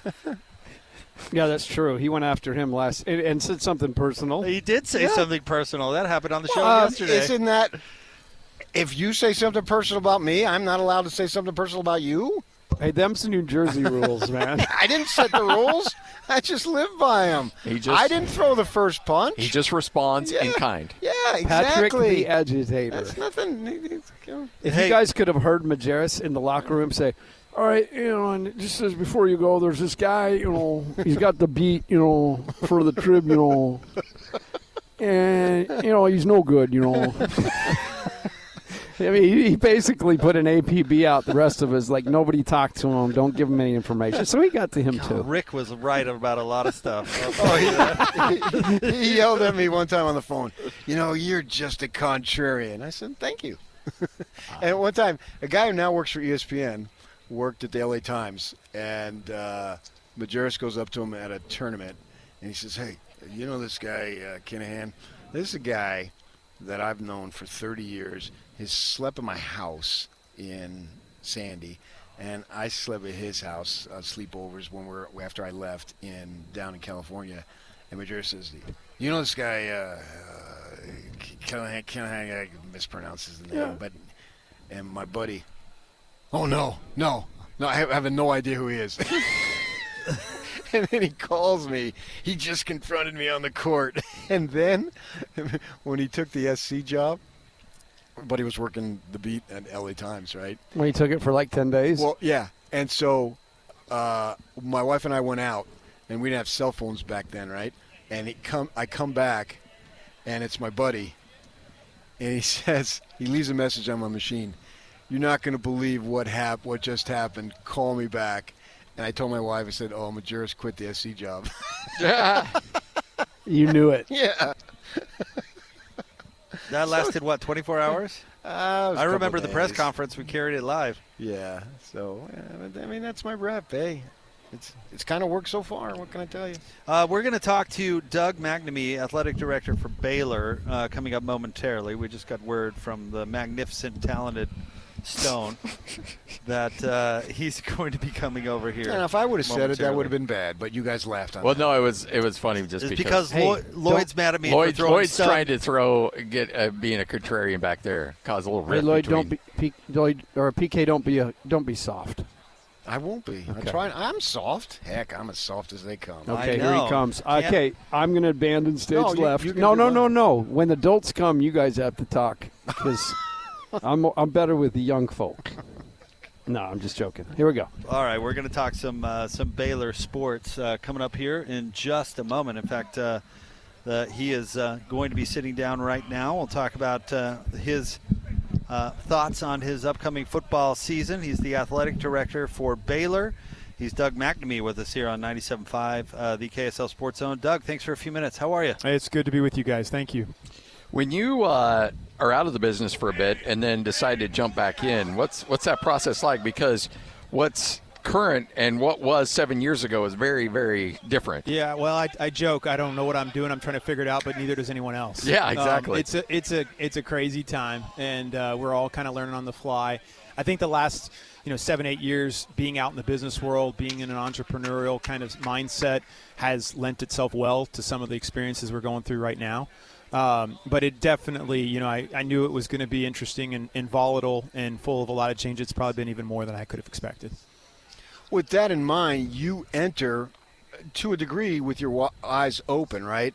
And so it's pointless to start complaining about the system because you wouldn't have got into it. You have an idea of what the system is about. But at the same time, that doesn't mean you can't advocate for change and improvement. Yeah. What are you looking at from your perspective that could accomplish those things? Well, I think you got to do both at the same time. You got to adapt and try to position yourself. If you virtue signal and say this is a broken system and we're not going to participate in it, we're probably all going to be out of job because we're going to be losing. Our coaches aren't going to be okay with that. Our fans aren't going to be with that. So you've got to be willing to adapt and adjust into the moment while also acknowledging like this is, the cliche word which has been worn out, but I'll say it is unsustainable. This does not continue to work. And, from my perspective, I kind of bring a unique experience in the standpoint that I watched our Baylor football season this past fall as a fan, a season ticket holder, taking my kids to the game as a fan. And most athletic administrators, they work their way up. They may be an AD somewhere else. They may be a deputy, and then they move into the seat. And I went from completely out of the industry and a fan into the seat. And so I think I brought a unique perspective. I got hit up for NIL as a fan last year, so I know what that's like to be in that spot. And that's kind of my mantra. Is just like we've got to reprioritize the fan, and the whole belief of just they'll continue to put up with whatever we throw their way. I think we need to be very cautious. At some point, we're going to break the system, and I just want us to be mindful of that. And I think the changes that are being discussed, the congressional bill, it's certainly progress. It's not perfection, but I know our school and our conference supports it because it's better than the alternative, which is right now a pretty chaotic, anarchy state. Sure. Well, you bring up a really good point there because, I've got a buddy of mine who's a business owner, and he's like, all right, I've got the athletic department hitting me up. I've got collectives hitting me up. I've had the business school hitting me up. I've got the media rights hitting me up. And donor fatigue is real. Yeah. How do you combat that as an athletic director? And what we forget on the university side is a lot of times those arms aren't connected really well, and we're not communicating with each other. I mean, and it's because some of that stuff's in-house, some of it's out external, and the consumer doesn't care. They see it as one brand. Yeah. So if you don't have your act together and you're getting hit by 10 different directions, it's extremely frustrating. And this whole mindset, I use the analogy, it's past the plate. This idea of, we're going to continue to just pass around the plate and fund the team, and it's almost a shame game where if you don't if you don't support from an NIL standpoint as a fan base, even if you don't do it individually, the fan base is to be shamed for not stepping up and supporting the team. And, the analogy I would make, it's like you think about we're here, at the Cowboys, facility, and think about if Jerry Jones were to go out and say, hey, I'm thinking about going to get a free agent. But to get that free agent, I'm going to crowdfund them with donations from our fan base. You might already be a season ticket holder, but I'm going to need each of you to give $500 more so I can get this particular player. I mean, on a microcosm, that's similar to what we're doing. And I just would say that part is, whether we want it or not, it's going to stop. People are going to say, and oftentimes people that have the wealth and the ability to give, they get that way because they're very smart, excuse me, and they're very, I would say, passionate about ensuring that there's return on their respective investment. And if you don't get that, you don't continue to do it. And so this isn't a Baylor problem. This is an industry problem where this environment, no matter, you're only going to have one school at the end of the year in each sport that achieves ultimate success. Does that mean everyone else that contributed to every other school from an NIL standpoint failed? And that's the environment where we've created, and there's just going to, market conditions are not going to allow that to continue to happen. What are your expectations for your football team this year? You know, we ultimately need to have momentum, and I would just say, there's a general vibe around the program that we lost at the end of this past year, and we've got to flip that. And everybody wants to know what's success, what's that win metric to be able to determine what success looks like and it was not. I always reference I was with athletics when we hired Matt Rule. In his first year, we went 1-11. And I'd never had as much optimism and encouragement about the future of our program at that point than we were literally 1-11. Sure enough, next year we went 6-6. The year after that, we won the Big 12 title. And you could feel the energy and the momentum associated with it. In the current era of NIL, your program has to feel investable. You've got to be able to garner outside support to drive the resources necessary to continue to acquire talent. And our program needs to be investable. It needs to merit outside support so that coach can go get the players in the portal that can continue to help us get where we need to be. And honestly, this past year was tough. It was a hard product to sell this past season, and that's something I'd say moving forward has to feel different coming off this 26 campaign. Yeah, the one thing that frustrates me, you talk about, what's sustainable, what isn't, and what can be improved. It just seemed like, from my perspective, that whatever the Big 12 wants to do, it may be viewed as not in the best interest of the SEC, so it's not going to go anywhere. So I just have a problem with that we've anointed these people kings, and they ultimately are going to get the final say. And the reality is they're going to worry about their backyard. And so you can come up with these great ideas, which I think some of them are good, and you talk about the congressional stuff and the playoff expansion and whatnot, and we can go down the list. But unless this group over here says yes, we're all wasting our time. Well, I really respected the Michigan president, I think a couple days ago, just came right out and said it. They just point blank said, hey, we've built an advantage and we're not interested in giving it up. And I appreciated the honesty and candor associated. Yeah. At least you show where your motives are, which and it's not something I'd say that most people wouldn't say if they were in the same position. Right. The challenge is, though, I think we can look at the pro model, okay, and we can look at the NFL, which is the strongest league, professional sports league in the world. And the reason it's been that way is because they've balanced the revenue distribution in an equitable way. So the Seattle Seahawks could be one of the worst teams in the NFL a couple years ago, and they win the Super Bowl last year. Yeah. It happens all the time. Small market Buffalo, one of the smallest market teams in the NFL, can be successful and challenge for a Super Bowl. The Dallas Cowboys, we sit in their facility, hadn't found the most success despite the resources that they have at their disposal. And they've created the strongest league as compared to Major League Baseball, which has unlimited, basically, salary caps. And you've got teams that start the season with 6x the resources that another team would have. The A's versus the Dodgers or the Yankees, as an example. And that league's staring at a long labor stoppage and has struggled, and it's been a challenge. So, what model do we want to follow, and where do we want to be? Because right now we're Major League Baseball, aspiring to be Major League Baseball. At least Major League Baseball has some form of a luxury tax. We don't even have that. Yeah. And so I think we have to think beyond our own respective interests. That starts with all of us, even the Big 12 schools. We need to think about the bigger picture and not just be self-interest focused. But if we don't think on the bigger picture long term, we're going to, I think, cross a breaking point. I agree, Doug. But then the SEC threatens to shut you out, and they'll just do their own thing. Yeah, I mean, I think that there's still the mass and scale needed for volume is still there. I mean, Jamie Pollard has been pretty outspoken about his candid thoughts as it relates to that. Imagine a NCAA basketball tournament that consists of two conferences, and what a travesty that would be, right? And so. There's value in strength of the larger ecosystem. Same thing can be true, though, as we look down. We look up and we say, look at the advantage these guys have. I mean, the group of 6 conference, group of 5 conference, they're saying the same thing about us. Mm-hmm. Look at them. They don't want to give up their advantage there. And, I don't know what that final model looks like, but I can tell you current trajectory is not a good outcome. Like, we can all agree to that. Even the SEC and the Big Ten schools will say to you, hey, this isn't going to work long term. Now, we may disagree on the path to figure it out, but current model is not a good outcome for any of us. I look at your perspective. If I were in your shoes as a guy that was tied to a program, coming in as an athletic director last year, sitting as a fan in that stadium, I don't think I could be overly professional. I would micromanage the heck out of it because I'm a fan, and I'm like, okay, I want to sit in. I'm on a Phil Knight. I want a headset. I want to know the plays that are being called.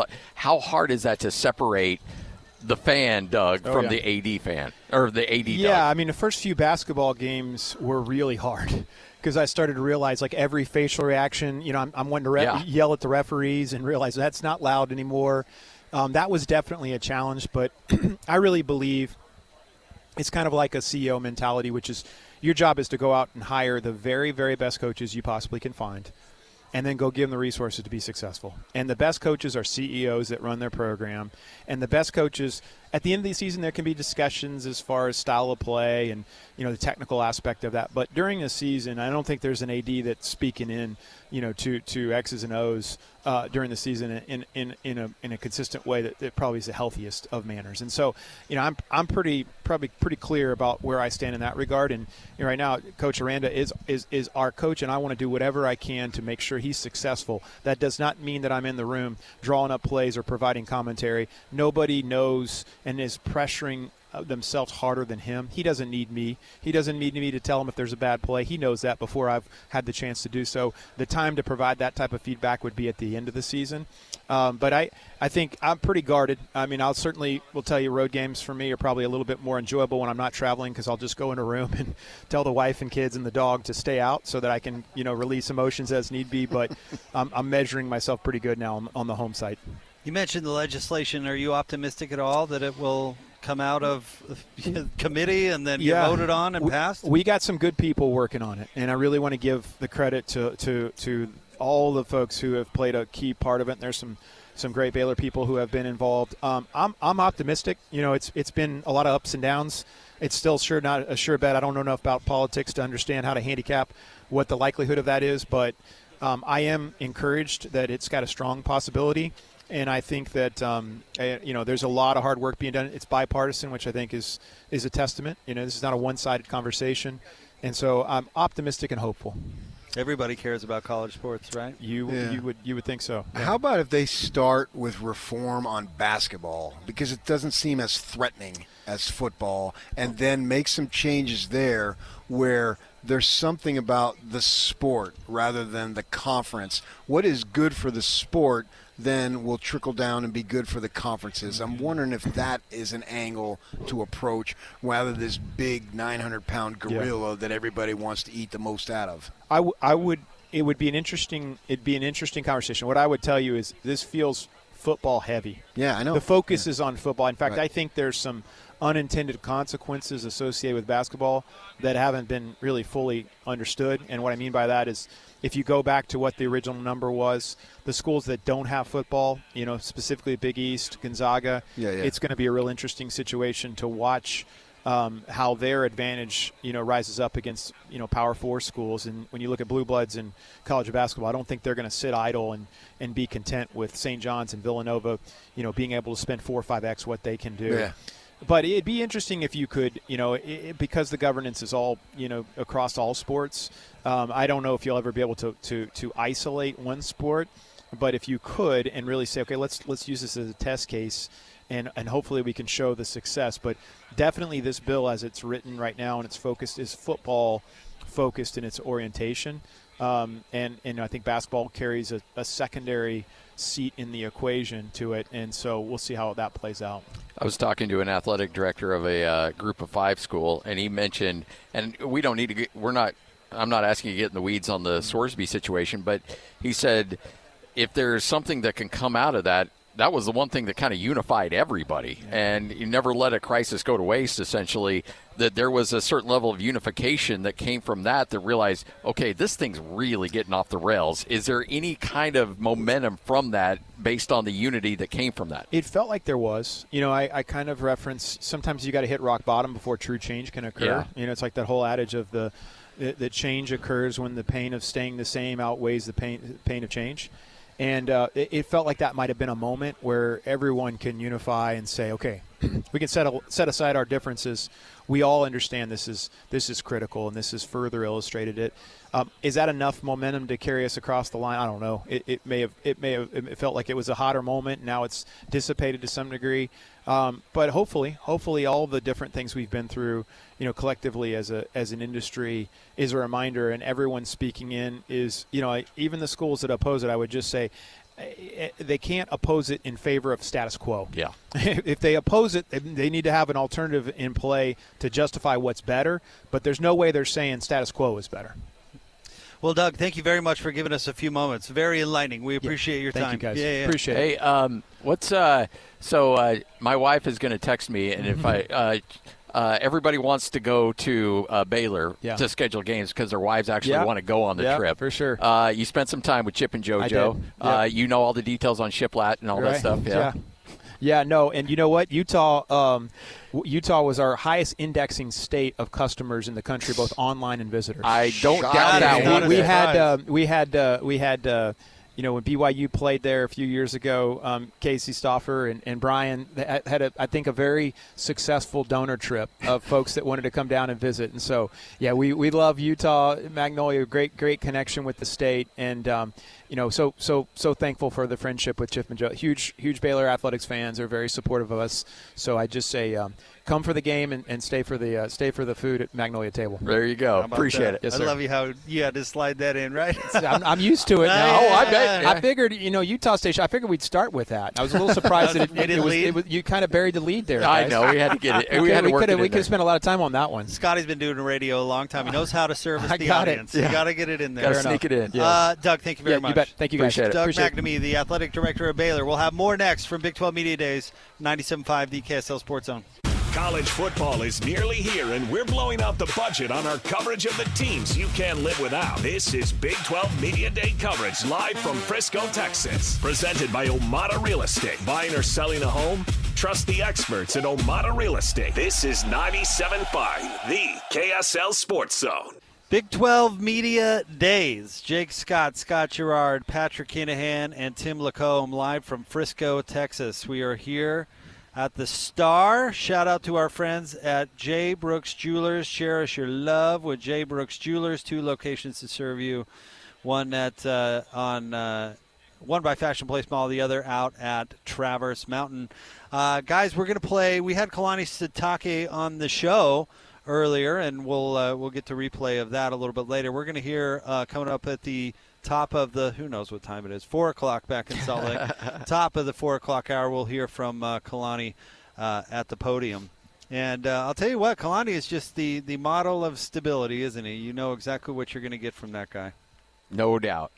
And, it's it'll be an interesting season. I think there's a lot of question marks, but a lot of things you can feel certainly comfortable with, knowing that you got some positions anchored down for sure for them. The one thing I like about Kalani's spot now is, he's weathered storms, and, the storms weren't really storms. It was just a process of building things. I think everybody understands now that he's kind of, he falls in line with a guy like Lavelle. He's such a great guy for the brand, what they're trying to do. And I saw a resolve in him, looking at him as we talked about things. I asked him off air, do you hate today? And he's like, it's not my favorite thing, but, it's part of it, and we need to get the word out about our brand. So enjoyed talking to him. I think he's got a great idea of what he needs to try to, sharpen to take the next step. I don't know. I think I would never do it. I think they're just paying him too much. Hey, listen, you've been on the air far too long today.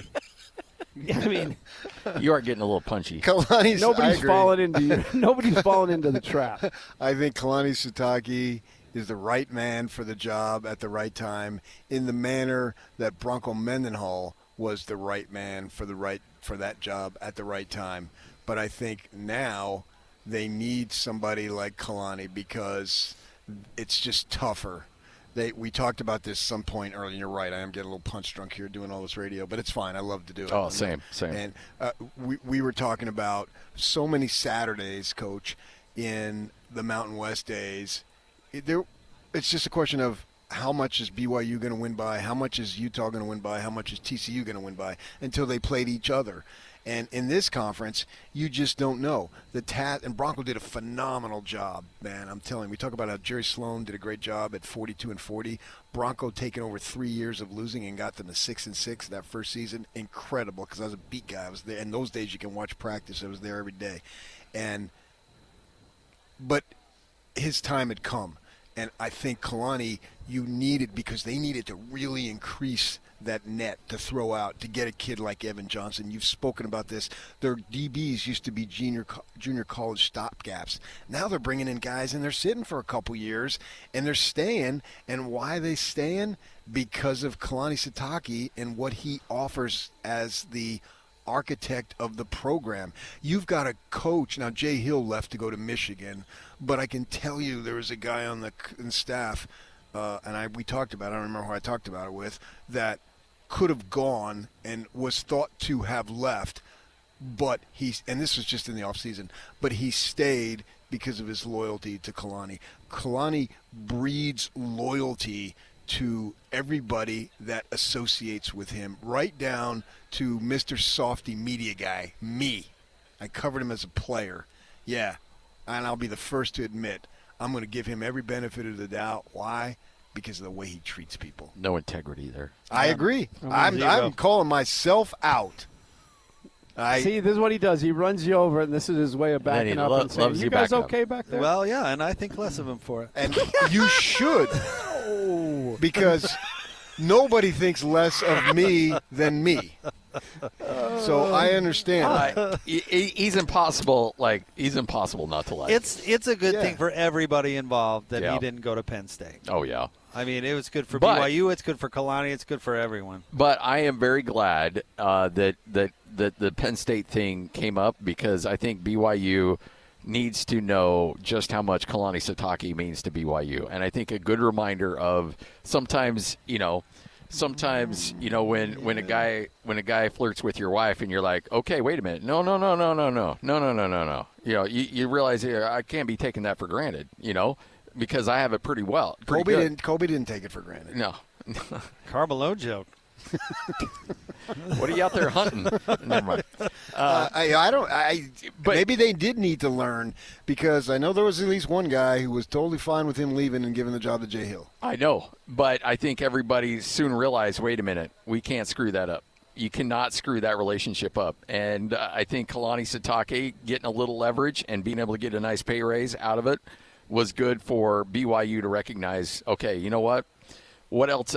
Jay Hill would have done a fine job, but Kalani is the best man for the BYU job right now and for the foreseeable future. But I don't think he can go to the well again. I think he used that card. Oh, I agree with that. Yeah, you can always go to the well again. You can try. He has another winning season. Well, it depends on that's what I'm saying. That's what I'm saying, Jake. Yeah, could he do it again? Yes. It depends on how much he wins. If he goes 12-2. That's a phenomenal season. I mean, it's just a great season, right? We all agree with that. Somebody's going to come calling, and the same guy who thought they could get Jay Hill then is being able to get Jay Hill now. Because Jay Hill is not going to stay at Michigan if he can be the head coach at BYU. Unless he knows he'll be the head coach at Michigan. If that were the case, but, boy, you think I hold a grudge? That other guy, I think he'll stay there 5 years. He's going to stay there. Well, I mean, to the point, Utah's taking a real gamble by moving off a 10-win coach and moving on to a younger, less experienced coach, which is exactly what your scenario laying out would be. And I'm not saying it's not going to work for Utah per se. You just don't see it a lot. I remember when Nebraska fired Frank Solich after winning 9 games. I don't think Nebraska's won 9 games since. And they thought they were better than they were. Yeah, I guess that's what I'm saying. I mean, if you're comfortable moving on from a coach, if they won 12 games, you're saying, Jay Hill might be better. That's a big risk. But if you win the league and you go to the playoffs and Michigan cans wit and comes after Kalani, BYU he can go back to that 100%. I don't think they respond though. Why not? Because they'll tell you we're not going to get in the bidding war. They'll tell you that till they're blue in the face. So Cleveland can't pass on Donovan Mitchell, but BYU can pass on Kalani? This is the point where you check out. Because I'm the bigger man. I saw this coming. I won't even address that. Maybe they can, Jake, but I wonder if they would respond. Stock market was a little low today. Yeah. Tell me about it. That's why I'm still working. I get your point. I just wonder, and Tim would know this better than both of us because he's been on the inside and about what their salary structures are, and they've expanded it too. But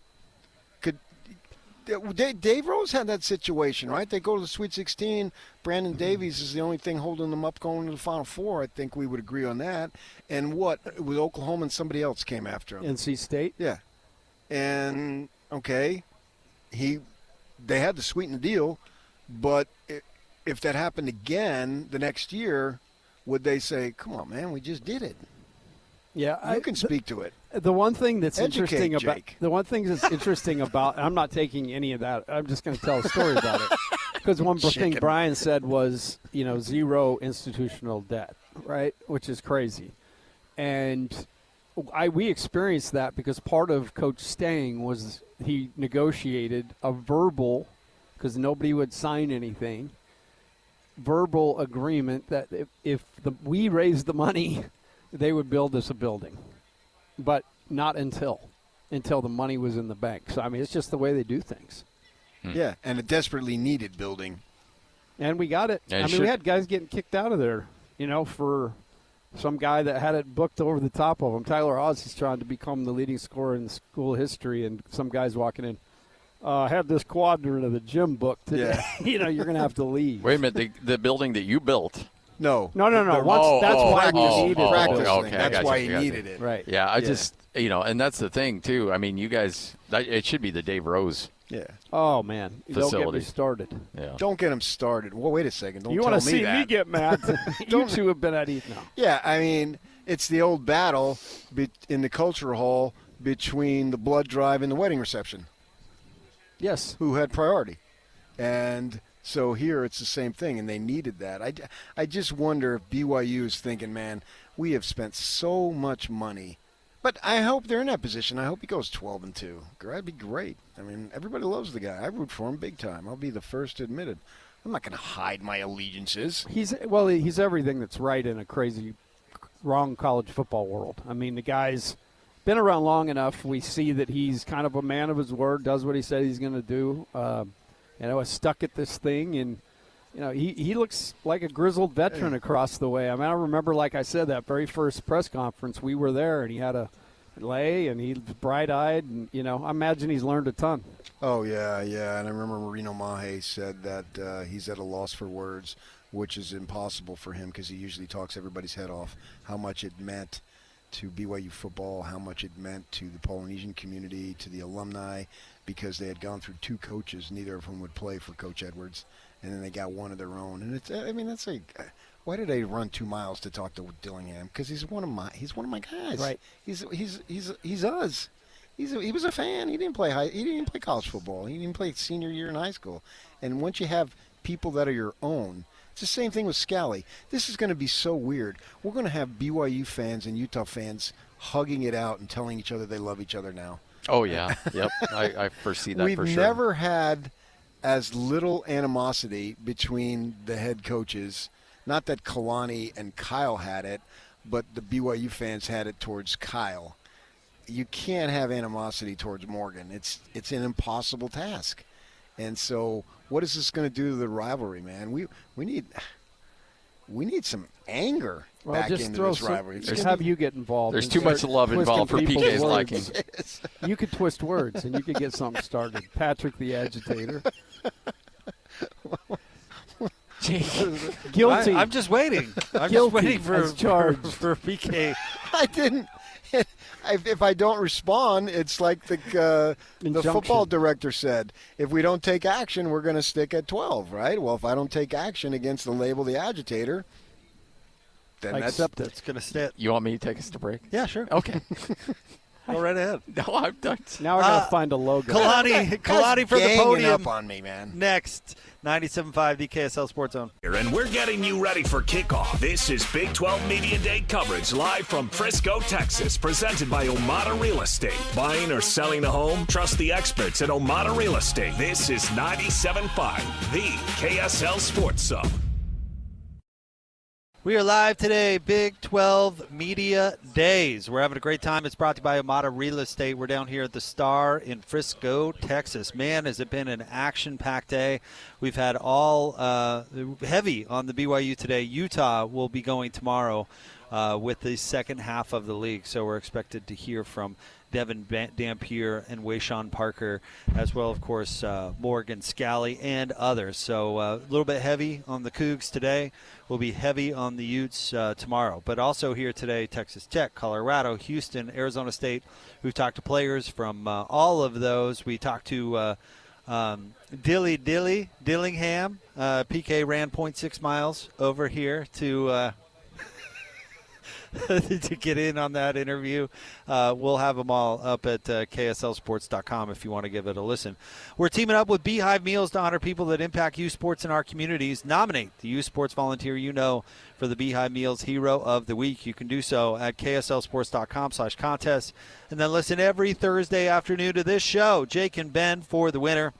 It's the Beehive Meals Hero of the Week. All right, let's get to Kalani Sitake and his podium appearance here at Big 12 Media Days earlier today. Welcome, everyone. It's an honor for me to be here as the head coach of BYU, and really excited about the questions and the interaction that we have. I want to first thank Big 12 Conference, our Commissioner Brett Yormark and his leadership, and everyone that has made today possible, accommodating with the staff, and so really appreciate everything that they did today to make this happen. I'm really excited about the opportunity to be here with this team. Looking forward to this fall. Want to express gratitude to all the media members that are here as well covering our program and those that I've been able to interact with, and so and those that are here with interacting with our 6 players that we brought. Want to express our gratitude and appreciation to BYU, our administration. Our fan base is amazing, and finally, before I answer the questions, I want to express my love and appreciation to our players that are currently working out, and minus the 6 guys that are here, and really excited as we looked at the number of players to bring and who to select for the media day. We had a good number to look from, probably the most that we've had in years past, and so I'm honored that we were able to bring 3 offensive players with Bear Bachmeier, our quarterback, our offensive lineman, Bruce Mitchell, and our running back, L.J. Martin, and then that with our defensive players 3 defensive players, Isaiah Glasker, a linebacker, our defensive lineman, Keanu Tanuvasa, and our cornerback, Evan Johnson. So really excited to be here, excited for the season, and excited for the opportunities that we have with the 12-game schedule ahead of us. And I'm also excited about any questions that you guys may have, and if you don't have any, that's great too. All right, if you have a question, please raise your hand. Keep it raised until we get someone to you. I have one in the back and one here in the front.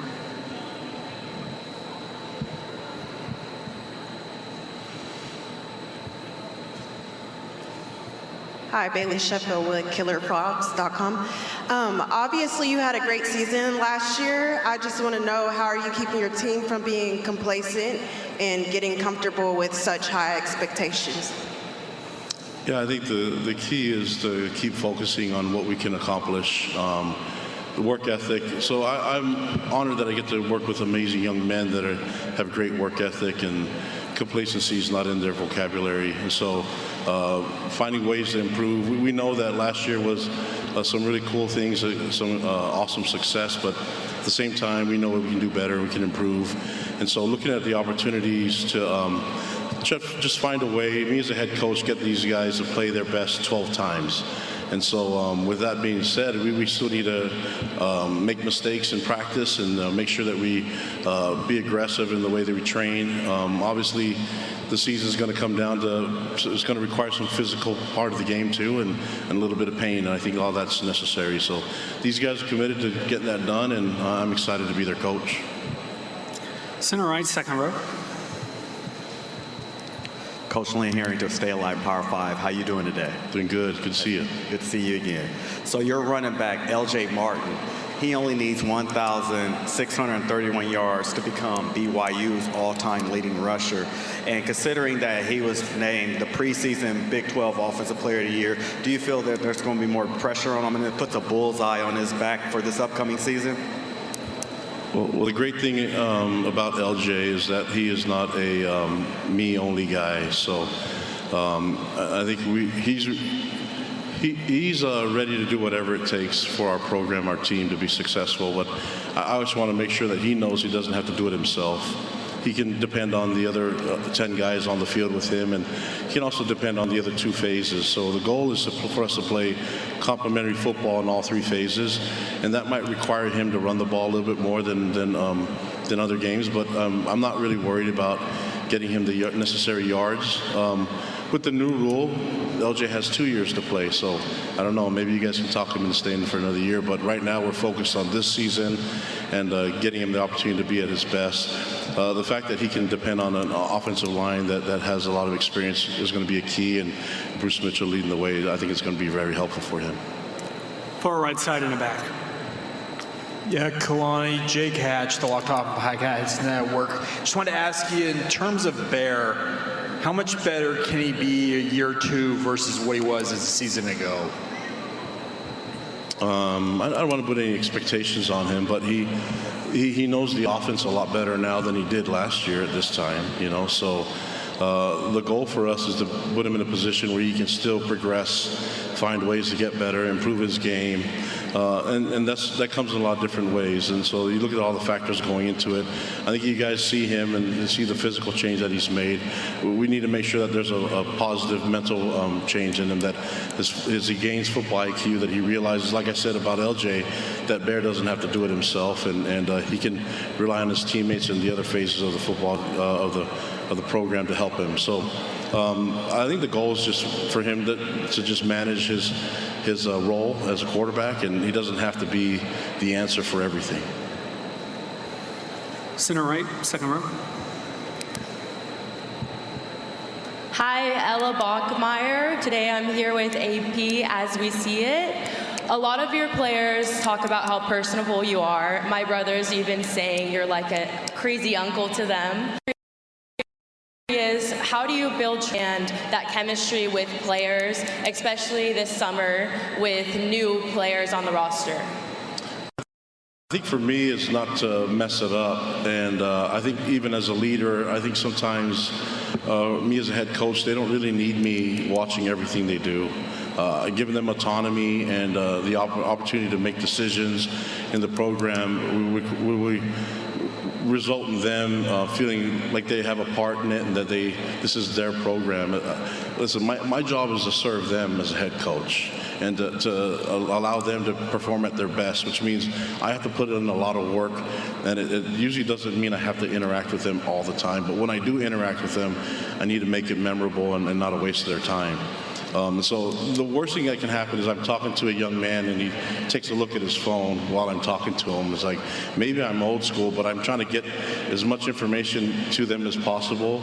And most of the information is that they know that I care about them and I want what's best for them, even what's best for me. So that's an easy way to lead. And if I'm being honest, I had Lavelle Edwards as my mentor, who was a leader for me. I got to play for him. I was a captain for him. And he's the best at it. And you see a lot of people that have played for Lavelle that are in football now, you know, Kyle Whittingham at Michigan, and with Steve Sarkisian at Texas, myself here, and you're looking at all the people that have been interactive with him, Andy Reid in the NFL. So it's easy for me to just follow the guys that did it for me. So that's Lavelle Edwards has been the key to all of that happening. Far left side, fourth row. Okay, looks like we're having problems. We'll start here at the center right. Hey, Coach. Hamilton, Nightcast Media. Just want to also touch on LJ and how have you seen him develop from the first time that you coached him to where he is now, and then be able to create, actually contribute to the culture that you've created inside that locker room, having kind of that unselfish mentality? Was that about LJ Martin? Yes. Yeah. Listen, I wish I could take credit for LJ. He comes from an amazing mom and father. So his parents have been great and have done a great job teaching him. I just try to make sure he stays on the path that his parents set for him, which is alignment with what we do at BYU football. And so if there's any questions that I would have, I would just go to the parents. They did an amazing job raising him. That's with all our young men. They come from amazing families and backgrounds, and so I'm just trying to make sure that I don't mess it up, that I keep the momentum going, and that I provide them with the direction that their parents would want me to. And sometimes that's some correction, but with LJ it doesn't have to be. He's been bought into everything we asked him to do. In fact, the only thing that you could probably say about him is that he's really shy and he doesn't talk much. But this is his second media day, and I think last year I said that's the most I've ever heard him speak, and he did it all in one day for the entire year. And he's been outspoken a lot more since then, and so I think he's feeling a lot more comfortable in the public and in the media. And so now we're getting to hear him and feel a little bit more about his maturity and about how he was raised. And so that's the things you guys are highlighting, some amazing things about him, but it had nothing to do with me. It had everything to do with his upbringing. Far left side. Hi, Coach. I'm Lacey Hawthorne. We're D210 Sports. Your team enters the season as one of the favorites to compete for the Big 12 championship, and you have 6 players recognized on the preseason All-Big 12 team. What's the biggest point of emphasis this offseason to make sure this team continues to improve rather than becoming comfortable? Yeah, I think the goal for us was to always stay humble, stay hungry. Our culture is built on love and learn, which means that those are things that you have to be working on. You can't sit there and rest on anything that you've accomplished. And so complacency has never been part of the equation. And so the goal for us is to try to find ways to get better. And it's not just get better in football. It's how can we improve in everything in our life? How can they just make one thing better every day? And how can they show a little bit more discipline and have that transform into the field and help us be in a position to get victories? And so we're working on all those things, but each one of them is specialized. So it's not like one system will fit them all. And luckily I have the staff and the resources available where we can apply sports science training room and find ways to push these guys' bodies and let them recover and make sure that they're ready to train and be at their optimal performance level by the time we get to game 1. Far left row, second side. Skyler Dixon with the Associated Press. You tried to make the playoff case after that second loss to Texas Tech last year, but you probably knew the inevitable was coming the next day. Just wonder your view of the 2014 model versus the 16. The 24, or what were you saying? Yeah, your view of the 2014 model if that were to be coming down the road. Yeah, I mean, I don't make all the decisions when it comes to how many teams get in the playoff, and I'm not in the business of campaigning for that either. I mean, we just got to go do our job and play our best and see what happens. And so I understand how difficult it can be for a committee to select teams, and there's going to be some teams going to be left on the outside. My approach is just to stay humble, hungry, and work harder at trying to find ways to be better. So I'm not going to campaign for that, but I can say that if you ask me the system and how many teams you want to be available, 24 makes the most sense to me, where everybody can feel comfortable being in a playoff. The FCS has been doing it for a while now, and other divisions in football have been doing it, but I'm not the decision maker on that stuff. All I can deal with is what we have right now and focus on that and be positive and optimistic about it. We'll go to the left center. Hi, Coach. Nate Church with BYU Daily Universe. Last year, during the rivalry game with Utah and leading up to that game, there there was a lot of intensity, some threats of violence and stuff like that. I wanted to ask you, how are you hoping to change the culture surrounding the rivalry? Morgan Scalley's taking over at Utah. Yeah, first of all, Morgan Scalley is a good friend of mine, and so we worked together for a decade at Utah when I was coaching there, and so that I was great friends with Kyle Whittingham too. So Kyle Whittingham leaves, and another great friend of mine is the head coach at Utah. Nothing's really changed there. But the rivalry games, if you want to change some of the outlook on it, there's so many positive things that are going around on both sides. And so I think we celebrate some of the really cool things that are happening with the rivalry game. And for some reason, a lot of the negative stuff gets all the attention.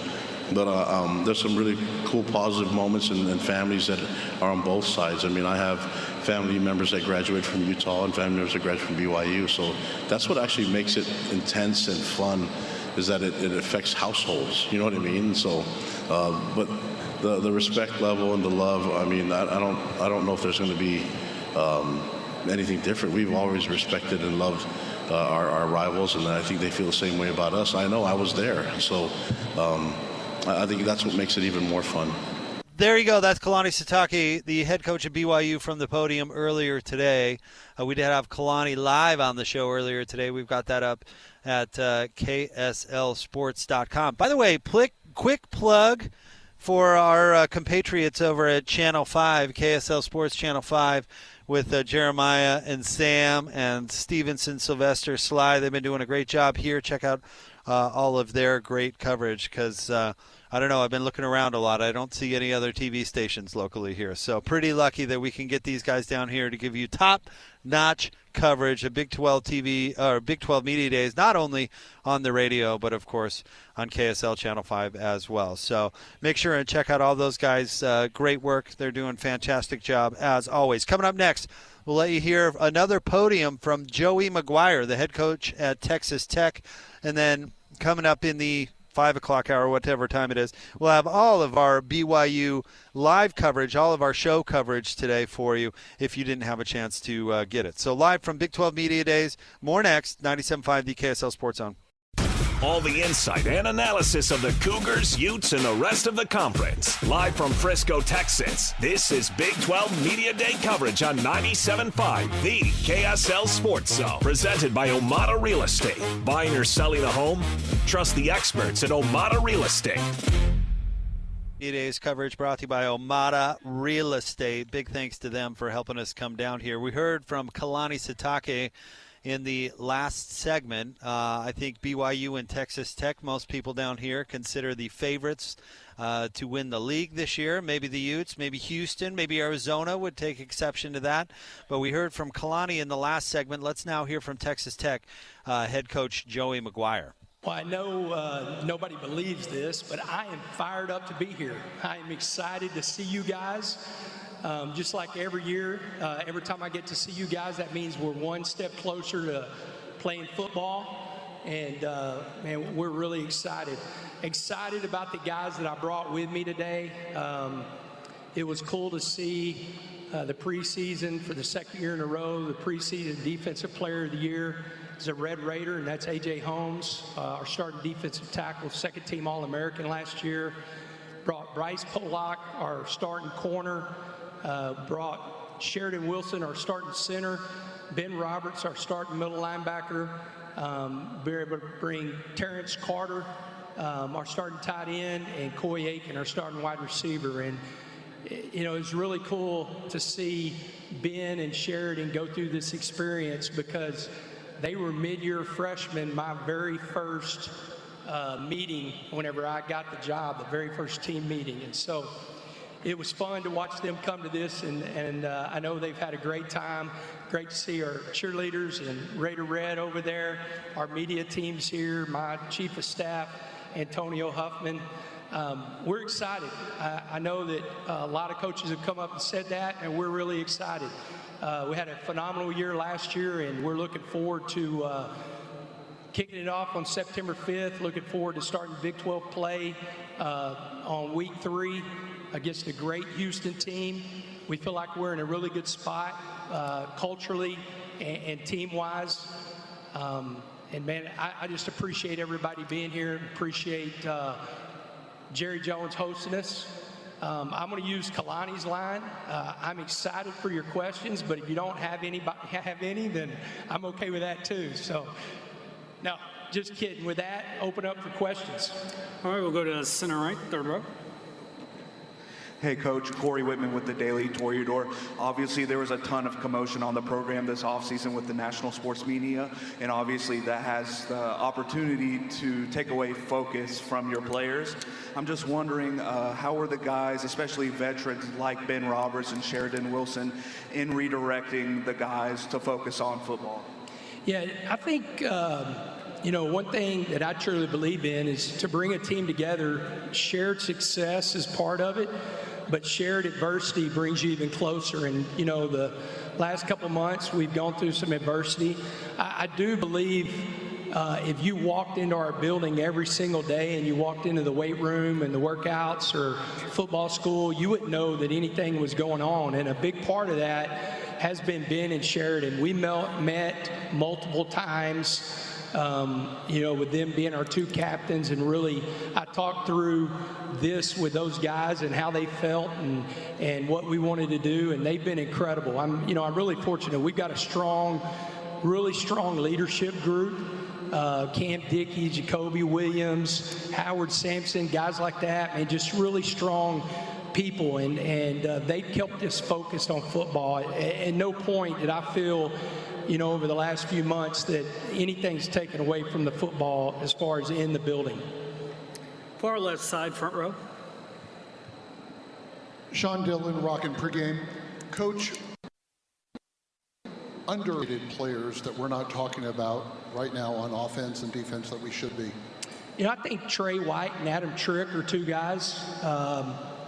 It was awesome to see Adam on the All Big 12 preseason team, but Trey White, besides Colin Simmons and Trey White, they're the only two players, I could get this stat wrong, that have 28 plus tackles for a loss and 19 sacks in the last 2 years. And so I don't know if enough people are talking about Trey White.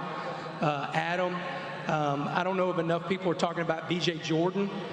He's a guy that's going to benefit from the new rule, possibly having another year, but he's played 4 years at Texas Tech. And so some guys like that, I think you could talk about more, because they had really good years last year, and they're going to have good years this year.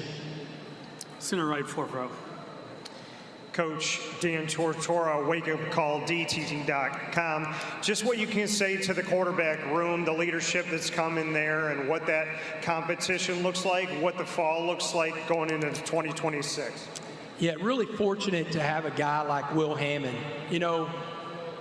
If Will doesn't go down against Oklahoma State, we take a veteran quarterback, but, we felt like we had our starting quarterback.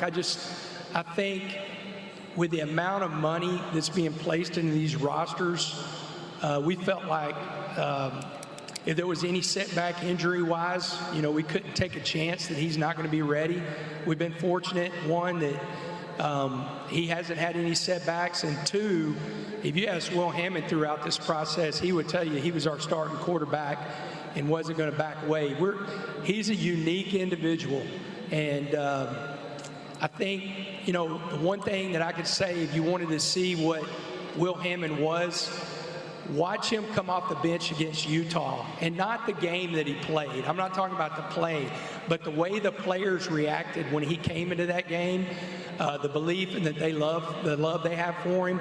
So we're fortunate to have him. And then Kurt Francis and Lloyd Jones have had really good springs and really good summers. So feel good about that room. We just need to stay on track. Where we're at right now, I could see Will Hammond starting the first game. And, we'll leave that up to the doctors and the medical staff, but he's in a really good spot. Left center in the back. Hey, Coach. Lee Rivera with BuffStampede.com. Last year, your team was able to win the Big 12 Conference. What do you think the expectation is coming into the playoff this season? Win the Big 12 Conference. There's only been 2 teams in the history of this conference, no matter who's been in the conference. There's only been 2 teams that have won back-to-back Big 12 championship. That's OU and Baylor shared, I believe, their conference titles. And so, we want to do something that very few teams have been able to do, and that's to win the Big 12 championship again. But I think it's really important. I think it's really important that this conference gets multiple teams in the playoffs. I think there's an obligation as programs in this conference that we play at a high level, and then I think it's really important that we win in the playoffs, until we do that as a conference, then we're going to continue to have the same narrative that we have right now. Center right, third row. Coach, Lane Self with RedRaidersports.com. Last year, you described how close the group was as the closest team that you've ever coached. How is this team progressing and coming along this summer? Yeah, I feel really good. The good thing is that, we have 12 returning starters, and we have guys like Coy Aiken, who has been in that meeting room, knows nothing else but what we preach every single day. Ben Roberts, a guy like John Curry, Sheridan Wilson, guys that, the foundation of the program. These guys were recruited out of high school and have played for us at a high level. And so I feel good that they're helping bring the team together. And, I do think that what we've gone through the last couple months have brought us even closer. Left center, third row. Yeah, Joey, Barry Trammell. I understand all the reasons that Tech supported Brendan Sorsby the way they did, but did any of it come at a cost to your reputation or those things, or do you have to do any restoration in that regard? That's a great question, man. It's good to see you, too. And it's tough. The thing for me that through all of this, my president and my AD, who are good friends of mine, who believed in me, who hired me, they went through a lot. If you look as a whole, there were not a lot of coaches that said really a whole lot. There was some funny jabs taken by some coaches, but there wasn't a lot of coaches that just really came out and said a lot of different things. And so for my peers, I got a lot of support. Eric Morse, the first day any news broke, called me and said, "Hey, man, I'm just doing a well check." He's a good friend of mine. Kalani is a great friend of mine. Said the same thing. Kenny Dillingham made a joke in a group text and then called me and said, I was kidding. I said, "Kenny, dude, I get it, man." So for me, my peers, I had so much support from my peers. And it was tough to see Kirby and President Skubanek have to go through that. And so, I hate that for them. The thing that we really try to focus on is the Red Raiders and our alumni base and our boosters. And so that's who, whenever I've talked to, answered any emails, text, or anything like that, those are the ones that I'm concerned to make sure they understand where we were coming from. Center right in the back. Coach Robert Gonsolin, News Channel 6, thanks for coming today. Amidst everything going on this offseason, how has Will Hammond been? You give him high praise. How has he been in terms of keeping his head down and staying ready for the right time, the right opportunity? Yeah, again, we're so fortunate. That young man, he's one of the guys that he's one of the first 2 or 3 people in the building. He's one of the last ones to leave. Extremely hard worker. He's got great confidence in himself. And he's prepared himself to be in the position he's in. And he's got really an infectious personality that people just gravitate to. And so I think that's why there's a lot of confidence in Will. And then the good thing is, I think we have one of the top running back rooms in the country, if not the best. We have one of the top tight end rooms in the country. I think we've improved our offensive line. We've got a very deep wide receiver room. So, it's not all on him, that he's going to have a lot of people around him to help him succeed. Center left in the back. Hey, I was going to make sure you got a question. You had your hand up the longest. Thanks, Coach. Donovan Bridgeford, TXA and 24 News. I want to ask about some of the jabs from Steve Sarkisian, head coach of Texas Longhorns, and how serious you were about getting that first game on the schedule, and if we could see that in the future. Yeah, first spot the ball, man. Like, we're ready to go right now. We'll play tomorrow. You know, we don't need any film study or anything like that, man. I know they don't either. They got a great football team, one of the best teams in the country. They're going to be really good this year. You know, the thing, I have a lot of respect for Sark, for people that have covered the University of Texas for a long time.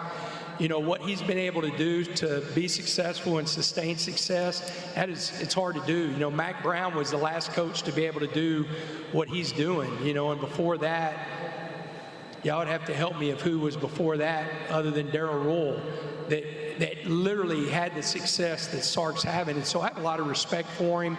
If you go back and you look on record, I've said continuously, I think he's one of the best play callers, you know, in the game today. You know, and shoot, we were texting the other day, Jeff Traylor put me and Sark in a group text. There's a Division I panel at the THSCA coaching school, and he wants to sit between us. I told Jeff he's going to have to step up his sports coach game if he's going to sit between me and Sark, because Sark's probably going to have that burnt orange sports coat, and I'm going to wear this one or wear a red one. You know, but I want to play. Man, I'm a Texan. I was born in Texarkana, Texas, in Wadley Regional Medical Center. In 1971, I grew up in the Southwest Conference. Texas and Texas Tech are supposed to play. Texas and Texas A&M are supposed to play, and they are playing. You know, SMU is supposed to play. I'd love to play Rhett Lashley. I mean, if you're a Texan and you're a fan of the football in this state, then why would we go outside the state to play non-conference games if we're not in conference anymore? Because you have such good football in this state. And so I would love to play Texas A&M, you know, SMU's not in the conference. I would love to play those guys just because I think it's great for the state of Texas. It's great for the high school coaches and the high school players in the state of Texas, you know, and that might be one reason that we have so many kids leaving the state is because we're not playing each other anymore. You know, I remember whenever I was a high school coach, you know, growing up through the system that, you know, you didn't have as many kids leaving the state. Well, it's probably because the doors are open because we're playing so many other out of conference instead of playing each other. That is Texas Tech head coach Joey McGuire. This Texas Tech poised to be pretty good again next year. We'll play some more of their players later, but they were pretty confident about the squad they're bringing back. Want to remind you about our friends at Trajan Wealth. Call Trajan Wealth today, your local trusted financial fiduciary, 1-855-TRAJAN-1, or visit their website at TrajanWealth.com. We'll have more live from Big 12 Media Days coming up right around the corner, right here on 97.5 The Sports Zone. Coverage of the teams you can't live without. This is Big 12 Media Day coverage live from Frisco, Texas. Presented by Omada Real Estate. Buying or selling a home? Trust the experts at Omada Real Estate. This is 97.5, the KSL Sports Zone. Big 12 Media Days coverage right here on 97.5, the KSL Sports Zone. Joining us now, the starting quarterback for BYU Bear Bachmeier, with Jake Scott, Tim Lacombe, and Patrick Hinahan. Bear, thanks for a few minutes. How you doing? Doing well, yeah. Thank you for having me on. Tell us kind of your vibe going into this season. Obviously, everything was so brand new last year. Now you're an old pro. Does it change kind of how you do things? I mean, yeah, you kind of step into that quote-unquote bigger, leadership role. But, you know, I still have the same process and, you know, same tenacity coming in. One thing that is for sure is this time last year you were still just a name on a page. You know, your college career on the field really took off from this point. How surreal was it in some ways to be kind of in your mind going to Stanford and then all of a sudden ending up at BYU, place that you thought you were going to come play behind or with a guy that was older, and all of a sudden you're thrown into the fray? Yeah, it was a crazy roller coaster. I think everything happens for a reason, and I'm just so grateful to play at BYU and to represent such a great university. Aaron Roderick was outspoken about the expectations for Jake Retzlaff from year one to year two. He was a junior college player. You were out of high school. And, his incident happened late in the year, and he had come on our station and was talking about a much higher completion percentage, all those things, because it was his second year. Now I'm wondering, has he done the same thing with you as far as what he is doing in terms of raising the expectations, because it's your second year? I mean, yeah, I guess there's a higher expectation. But at the end of the day, we just want to go win games. So, your receiving crew is going to be a little bit different this year. Is that a concern? No, we got a lot of great guys that are working hard, and they're going to be dangerous. You're a guitar player.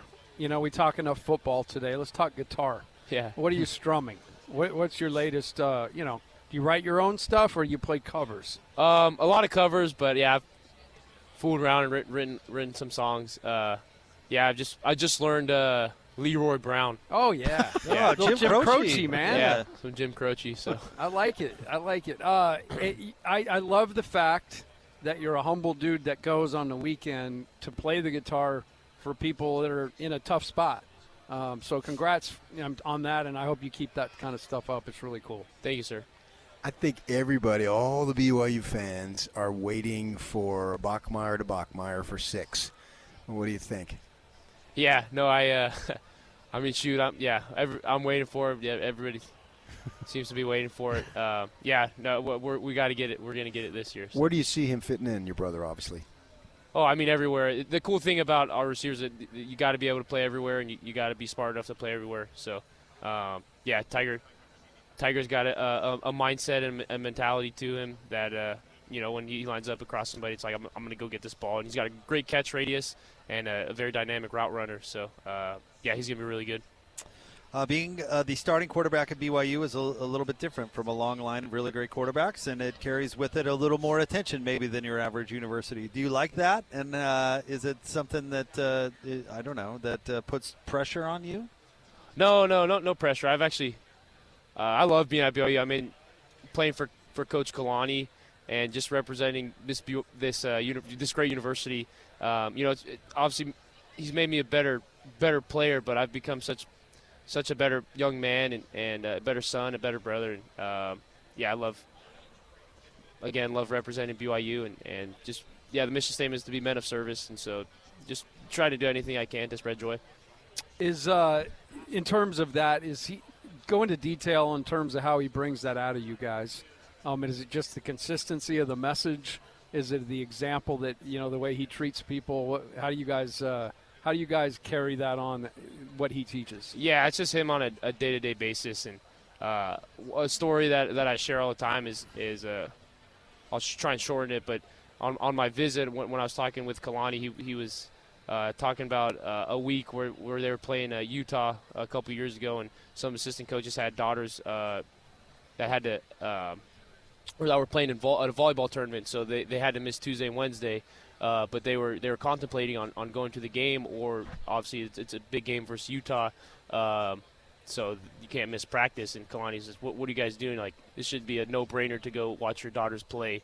And that just resonated with me so much because that's what my father instilled in me and my siblings to always make it to your oldest brother's game at night, or if it's your younger brother's game in the morning. To always just be there and support them. And so that resonated with me deeply, and I love playing for Kalani. With the tight ends now, you got more than one, obviously, and last year was mostly Carson Ryan. You lose some receivers, but you do have a lot back, and then we got guys who are healthy beyond LJ in the backfield. Do you think that even if you don't have that one identifiable high-profile weapon, you might have more at your disposal? Yeah, for sure, and I'm sure somebody's going to emerge from that group. But yeah, we got a lot of depth, and we got a lot of great guys and a great supporting cast. So I think we're going to be again very dangerous. After being so close last year, what would it mean to win the league? Yeah, it means a lot. I mean, think about those games and just kind of stings, and so just chip on the shoulder, and you flip the page, but there's a chip on the shoulder and added fuel to the fire. So. What's your you've got things you want to work on? You watched a ton of film on year one. What's one area you want to try to get better in? Yeah, I just want to get better at being more deliberate with my progressions and yeah, just again, and then being deliberate in the pocket. So those are two making facets. good decisions. Yeah. Do you think you'll run as much or more? What do you think? We'll see. I mean, maybe about the same. I mean, I don't whatever the team needs. Well, Bear, we thank you for dropping by and giving us a few minutes. Good luck with the upcoming season, and good luck with the rest of the day. Oh, thank you so much. Yeah, thanks for having me on. Hey, we appreciate it. Thank you Leroy very much. Brown, baby. Yeah, right. Bad. Leroy Brown. The baddest man. Yeah. And the whole what? There you go. That is Bear Bachmeier, the quarterback for BYU. We'll have more next from Big 12 Media Days, 97.5 the KSL Sports Zone. 97.5 the KSL Sports Zone. Scott Gerard, Patrick Kinahan, the coach, Tim Lacombe, and LJ Martin, kind enough to join us. BYU running back, preseason offensive player of the year for the Big 12. LJ, I know that's a nice honor, but in reality, you know that it's all about postseason that really matters, not necessarily preseason, but it does show a lot of respect that that people have for you and this program at BYU. No, yeah, it's cool just to see, you know, because last year I wasn't on any preseason team, so it kind of tells me at the same time, it really doesn't mean nothing, you know, because, yeah, it's just all preseason, so it's just all noise. It's just print on paper, right? You actually got to go out and get the hard yards. And in doing so, obviously you got a great running mate in the backfield there in Bear Bachmeier. Pretty amazing story, his, but also yours in terms of how you both ended up at BYU, planned on going to Stanford, and that whole thing got blown up. But just talk about his year last year and kind of what you were impressed with for a guy that was doing it for the first time. Yeah, I was really just impressed with his decision-making. You know, he didn't put the ball in Harton's way too many times. And, yeah, he was just really solid, just smart decisions, and just never really felt like he was pressing or anything, just kind of let the game flow to him, and he just did really well, to be honest with you. So I didn't think he was going to be that good, but he's a really good player. I think you were a lot of other people. I thought BYU was going to be in trouble at this point, and, man, he evolved. No, yeah. You had the opportunity to go to the NFL, and obviously you decided to come back. So how are you going to balance having a season that is team-oriented, but maybe you need to work on some things to show the NFL people because that's your future? No, yeah. I mean, everything that I need to work on is just going to help the team, right? So, yeah, so everything I got to work on is it's part of me being a better football player, so it's really easy. Did you get feedback on that? Yeah. And? It was just more like, you know, it was just they're really unsure of my speed. And if I were to test, I think I test really well, but I need a test. And that's part of the reason I came back because I had my shoulder surgery, so I wouldn't have been able to test. So, yeah, that was a big part of the reason I came back. And I'm sure your DMs were blowing up too, you know, to stay in college but maybe go somewhere else. What was it about BYU that said not only do I want to come back, but I want to go back there and finish? No, yeah, this is the place where I started. So, I mean, we got a great O-line. We got all the guys coming back. So it was like, why not come back and, you know, do it here if out of any other place, as well as I just really enjoy my time here. Just love being here. And, you know, just growing up, you always see guys just finish their whole college career at one place. So it was like, why not just cement my legacy at BYU? How's the receiving core looking? I refuse to say room. Mm-hmm. You know, everybody says room, and it's like in vogue, and I'm not going to do it. So how's the depth? They at check receiver? all the boxes. Yeah. Yeah. No, they do great. I'm really excited for them. I think JoJo and Kyler are going to have a really good year. What's another name we should look for? Somebody new. I would say legend, Glasker. Yeah, I think he's going to be really good. And we got other freshmen as well that just came in. I feel like they'll help a lot. But then also our tight ends. I'm really excited for our tight ends. I think they're really good receivers as well as blockers, but really good receivers. I feel like they're going to help out with the passing game a lot. How about you in the passing game?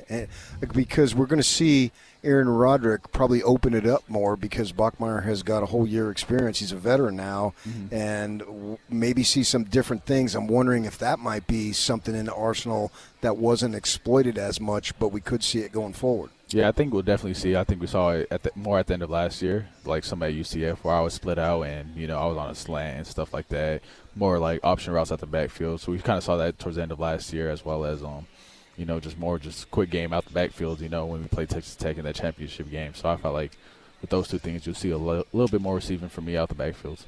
You very wisely credit your offensive line and how good they've been. But we had Bruce Mitchell on, and he said, you know, he makes us look good sometimes because he goes, I've been blown up a couple times, and there's a guy in the backfield. It should be a 2-yard TFL, and LJ's still able to get 5 yards out of it. Just what is it about your relationship with those guys up front that have allowed you guys to be successful, both you helping them and them helping you? No, yeah. I mean, it takes the whole team, right? So even if they're not – my job is just to go out there and break tackles, right? So even if they're not doing their job, I at least got to break one, right? So if I'm not breaking one, I'm not doing my job. So if that's one guy that came through, then I should break that, and we should be able just to keep going, you know what I mean? So it's just knowing that they're not always going to be perfect, right, because they're trying their butts off. I mean, it's an ugly job, right? Like, no one wants to be out there blocking guys and not scoring touchdowns, right? So just knowing that, and I understand it, so I'm just trying to make their job as easy as possible, just make the right read, just make the right cut, and, not try to get too fancy. I know a lot of guys sometimes they, trying to make the big play, kind of bounce outside, and, it can kind of get frustrating at times because you feel like the guy doesn't trust you to make your block. But with every cut, I'm trusting them. I know that they're going to make their block, and if they don't, then that's my opportunity to make someone miss and then still get more. What's it been like during this time that you've played college football? It's been as wild a time as ever that I can remember. I've been watching college sports forever for all the NIL, and a lot of it's positive, but it's led to a lot of ins and outs in the locker room. And I coached college basketball, and like the locker room's sacred. Like if your locker room's got to be pretty good for you to win. How do you guys keep it tight in there? Because there's some of you have stuck around, but a lot of in and out. Oh, yeah, I think a lot of us are there for the right reasons, if that makes sense. We're all here for a common goal, just to get better, possibly win a championship, right, and just win games. So we all want the best for each other, as well as if we're all here for the right reasons, I mean, there's no reason to leave. So, yeah, I would say that's what makes it really easy. I mean, none of us are really, like, for me, I know me personally, like, I'm not concerned with anything else. I'm just here to win games, and that goes a lot pretty much for most of the guys in the locker room, and those who aren't pretty much end up leaving. So you see it all the time. So that's why I think we're able just to keep it sacred, because everyone who stays for the right reasons, and everyone who leaves is just looking for something else. Mm-hmm, looking for something else, and that's why we're able to be so good. I love watching you run because it seems like you're always on balance and you're smooth. It's almost like you glide the way you run. It's a very smooth stroke. How would you describe your running style?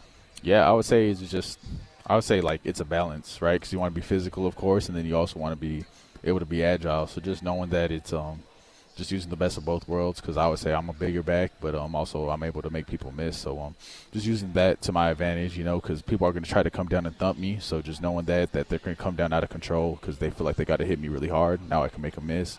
Or if they don't come down hard enough now, and they're waiting, and now I know I could just go and pretty much punish them and just run them over. So it just makes it easy just having a balance and being able to do both.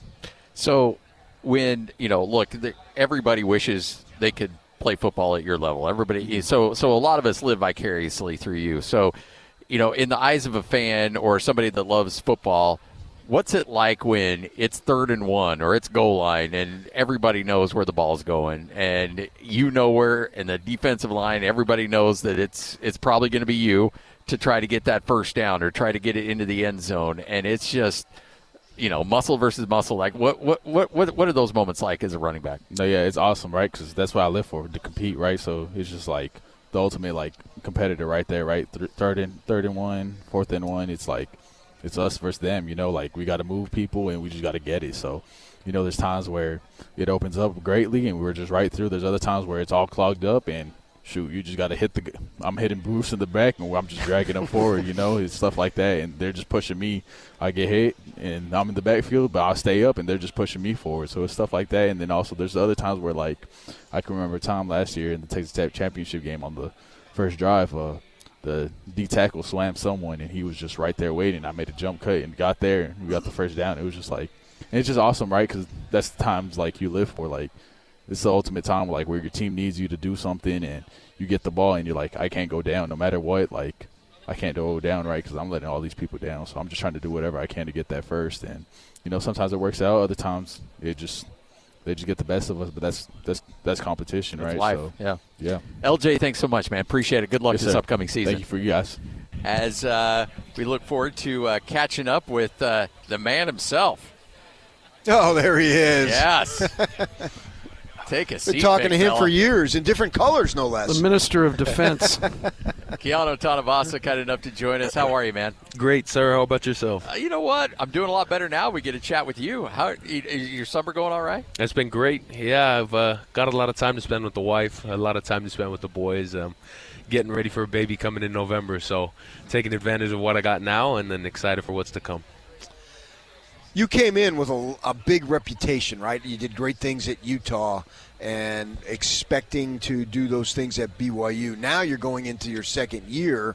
Do you feel like personally that you want to ramp up expectations for yourself even more? Absolutely. Yeah, I think at Utah, I was blessed to have 3 years there, and I think going into the last year, I made Utah my own. I knew what the scheme was. I knew who my coaches and my teammates were, and I made it my own. Coming into BYU last year, I had a lot of expectations that were difficult to adjust to, considering that I still had to learn the defense, had to learn my teammates, and I had to learn the culture and the style. Well, I feel like I've made it my own. It feels like that third year at the University of Utah that I was blessed to perform so well that I'm so excited to go into this season because I've made it my own again. What's the locker room at BYU like when Kalani's out in front right before you guys take the field? I imagine that guy can captivate that locker room, but excited to hear his voice and be able to do that the very first game. Yeah, Kalani's as you know, he's a very well-spoken man.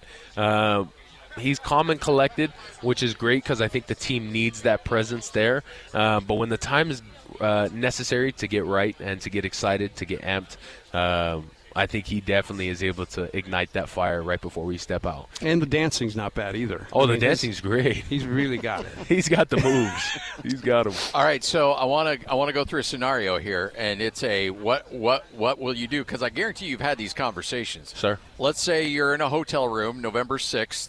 And what's November 7th? That's maybe the Utah game. Okay, I didn't know and then that. all of a sudden you get a phone call from the missus. She's like, "Hey, these things are like 90 seconds apart." Yeah.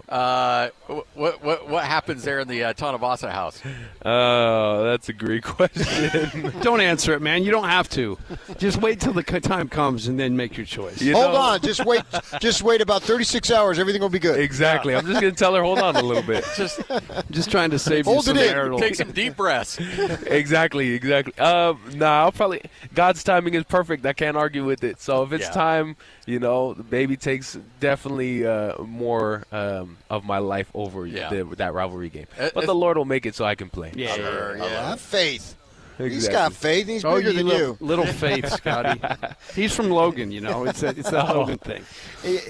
The BYU defense has been fascinating to see it develop under Jay Hill and now Kelly Poppinga these last few years.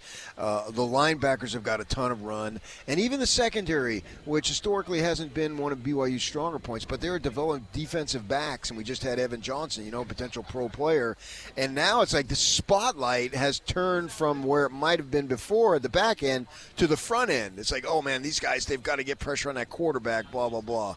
And we know you in the middle, but you're not going to be able to do it alone. Tell us about the brothers on the offensive line that you believe are ready to make this contribution to where, all right, the defensive line is just as good as the linebackers in the secondary. For us on the defensive line, I think we've recognized that we needed to step it up a little bit. I think last year was great. I think it was a little difficult. I think Jay Hill ran his defense a little bit around Jack Kelly and Glasker, which was great, and it worked for us, as you can see.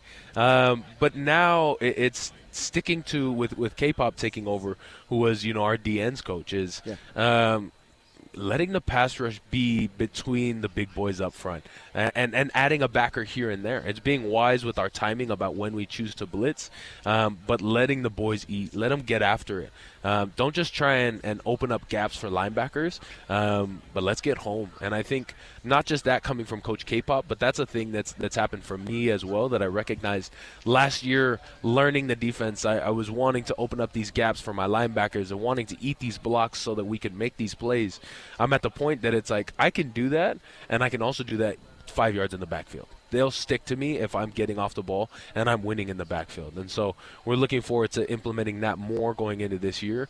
And with Justin Kirkland being back and his big body up and frame up front, Hunter Clegg being more developed, Tau Seeley, we got Nusi Tamoipeau. We got a lot of guys that are phenomenal. Anisi Purcell, Bodie Schoonover, that can pass rush. They just need to mentally see it and go do it.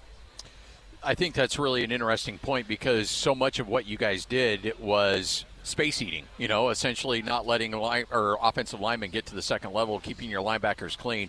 To have a coach that says, no, guess what? You guys get a feast at the big boy table too. Yep. I can't imagine the energy that brings to the table. It's very exciting. It's what we've wanted. As a defensive lineman, you want to create havoc. And that's what we want to do as a collective unit is we want to beat the guy in front of us. And if we can, let's take two of them. But let's do it getting into the backfield. Let's do it dominating towards the quarterback and towards the running back so we can make plays as well.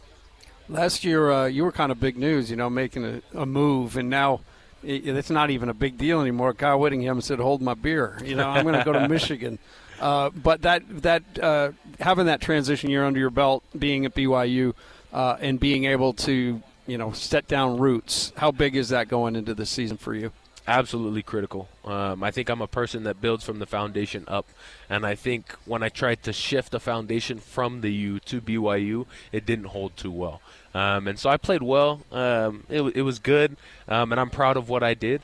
But I know that there's more in me, and that was what was eating me alive after games last year. Was people would compliment me and people would love us because we'd win these games, and I didn't feel like me. Now with my feet in the ground, I've stepped into the water and the sea is parted. I can see the goal. I'm moving towards it, and I'm excited to play this year. You're talking about that goal being this year too. But there's a little bit of a longer range goal, and that would be the NFL. Do you allow yourself to think about that? A little bit. I try not to get consumed in it. I think I did that my third year at Utah, and it was a little bit too much focus on, I got to get to the next level. Yeah. The best players know how to live in the moment, and the best players know how to perform in today. And so if I can handle one game at a time and get a sack against Utah Tech and get a tackle for loss and blow up my gap, well, then let's move on to Arizona and let's do that and so forth. Yeah, and you got Arizona right off the bat. That's a huge conference game in week 2. Yeah. I mean, that's got to get you fired up because whoever wins that game has a leg up. Yeah. Yeah, as much as, people would classify it as a non-conference game, everyone's going to take it as that. And so we're looking forward to starting fast. That's a huge motto going into this year. Is we had 6 comeback victories last year. That's way too many. Yeah. We got to start fast from Utah Tech and then go into Arizona and stack. Just as the workouts we've stacked from start to finish, we're stacking games and we're excited to play Arizona. I just got to not get kicked out this game. Yeah. Yeah, man, come on. We're counting on you. He's a hard QB to tackle, man. Yeah. Yes, he is. 5'6". Yeah, a little taller. There's only a little bit rain. Yeah, he's a little taller. I got to make fun of him. I had a premonition you're going to get him this year. Oh, I'm going to get him. Yeah, you'll get him. Yeah, I got him in high school. He knows. I was going to say, did you know Fafita personally? Because you obviously referenced him. Yeah, we knew each other, and we texted. We've texted a lot over the last couple of years. Yeah, I saw it. You'll get him. I enjoy that one. Hey, it's coming. I was talking to one of your defensive coaches, and he mentioned, look, there's some losses there, but said Cade's turned a lot of eyes in camp. What have you seen out of him? Cade is a downhill player. That man plays fast, and I love it. That's one reason that I feel a little bit more comfortable shooting gaps is I know he's going to have his, and I know he's going to make a play. If that ball is within 4 to 5 feet, he's leaving his feet, but he's downhill, and it takes him only a couple steps before he's making contact. So I love his downhill speed. I love the way that he plays, and he wants to hit. I mean, Bruce knows there was a blitz that happened in spring ball, and Cade gave it to him. So I'm excited to see how it goes. Wish we'd have known that before. I know, we just asked Bruce about it. I'm sure we would have lit him up. I'm sure he's not too brokenhearted about that. You mentioned something about this, but I just want to read it. Obviously, the big question for people that talk about stuff like this is Jay leaving and Kelly coming in. As a defense, you're 100% confident in what Kelly can do and his abilities. Absolutely. He's a hardworking man, and he's intelligent, and he has the energy. I love Coach K-Pop, and I think he's a BYU man through and through. Obviously, I think there's development to be had in everyone as he's taking over as a defensive coordinator. But I don't think that there's a man more dedicated to becoming the best defensive coordinator he can. He's definitely not as veteran as Jay Hill because it's his first year, but he's dedicated and he's committed, and that's who we are. I mean, we're men that are committed to our craft, but we're not professionals yet, and we're getting there. So as a collective unit, I'm excited. You know, you seem like a old soul. And I mean that in a good way. Like he did at Utah. I interviewed him a bunch of times there. Always seemed it. You have a bigger perspective on things than maybe a lot of young men your age. Where does that come from? To be able to have a bigger perspective on the long term plans as opposed to just what's in front of you right now. You know, from my upbringing, I'm just grateful to my mom and dad. They've blessed me with vision that supersedes the moments that we're living in. You live in the moment and you don't worry about the future, but you have to pay attention to it and you have to prepare yourself for success. And I think that came up from the gospel and understanding what's to come. And I think that came from great parents. That's who I've been born to. And it comes from, the baby coming soon. Do you know, boy, girl? The baby boy. Nice. We got a name? Baby Sam. Oh, I got a son named Sam. Man. Oh, really? Yeah. Perfect name. Let's go. Tight end, or are you going to have him on the interior? Oh, he's playing O-line for sure. Yeah. With my wife's genes and my genes, if he's not playing basketball, he's playing O-line. I love it. And, hey, congratulations, man. We're fired up for you. Appreciate you, gentlemen. There he is, Keanu Tanuvasa, 97.5 the KSL Sports Zone. Now it's go time. Okay. Got my people. Joining us now, he is the athletic director at Brigham Young University, Brian Santiago. Kind enough to carve out a few moments for us. How are you, sir? I'm great. What's up, B? I got to give a little love to my peeps. Good to see Brian, you guys. Good to see you. What's up, Tim? Because you're making the rounds, and everybody wants to chat with you. But you know what? We'll keep it close to home for you. How are things? Yeah, things are great. Super excited. Super excited. We're at this time of year where we're getting ready to launch into the best part of the fall, and that's when football kicks off. I'm a guy that just wants to get the focus as soon as possible back on the coaches and players and let them fly. And hopefully soon there's some order in college sports so we can get the focus back where it needs to be. You feel like we might be on a path towards that? Yeah, I mean, you guys heard the commissioner talk about the Protect College Sports Act. What we're all looking for is just some order, to find some sort of a platform, some sort of sustainable model that actually protects college sports. I don't think there's any AD in the country that's sitting around going, man, this is awesome. This is the greatest thing that's ever happened. Get another wheelbarrow of cash. That it's so much fun to sit and figure out where you're going to come up with tens and 20s of millions of dollars, because there's got to be a sustainable model. Super grateful to be at a school where we've been blessed with resources and donors and corporate sponsors that are helping us navigate this.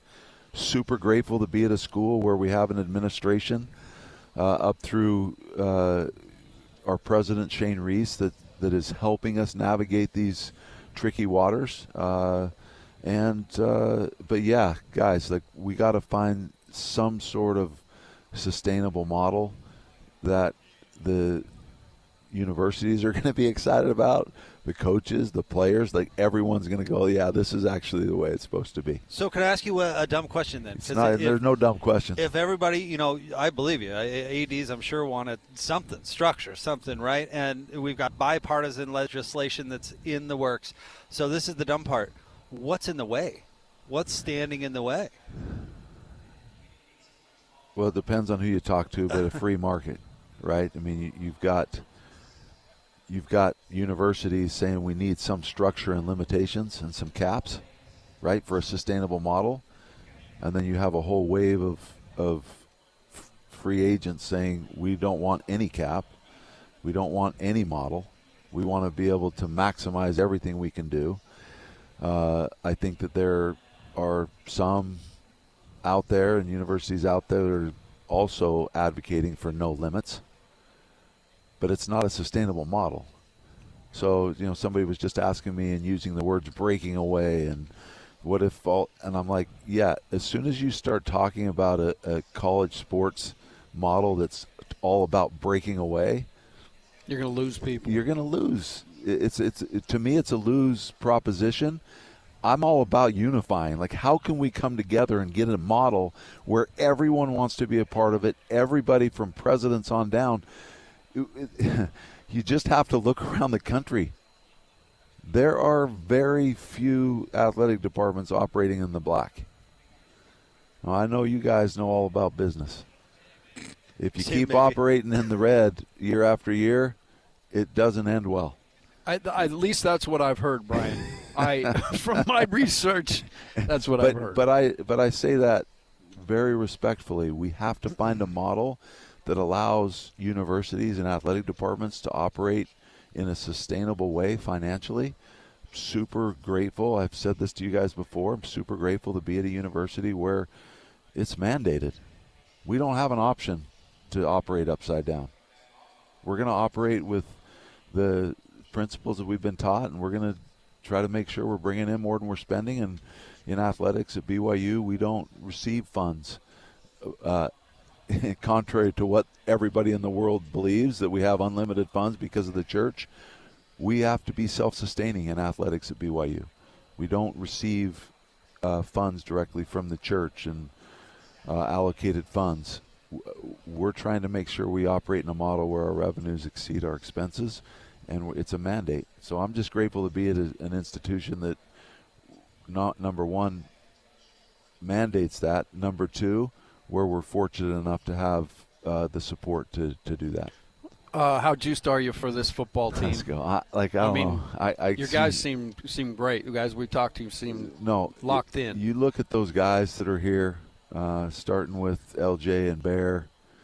Keanu, Tanuvasa is one of the great leaders in college football. I mean, you don't get better people than that. You got Glasker here, Bruce Mitchell. I mean, who can tell me that story? And Evan's awesome too. And then you look at it, like all of them, like Shmev, Evan, like all those guys, being with them last night, the energy, the connected nature of them, but the way they represent, and they're stinking dang good football players. I know I get excited. I love when he starts to lean forward. But listen, like, these dudes can play football. They're the best dudes on planet Earth. But if you're just the best dudes on planet Earth and you can't play, you don't have a story to tell.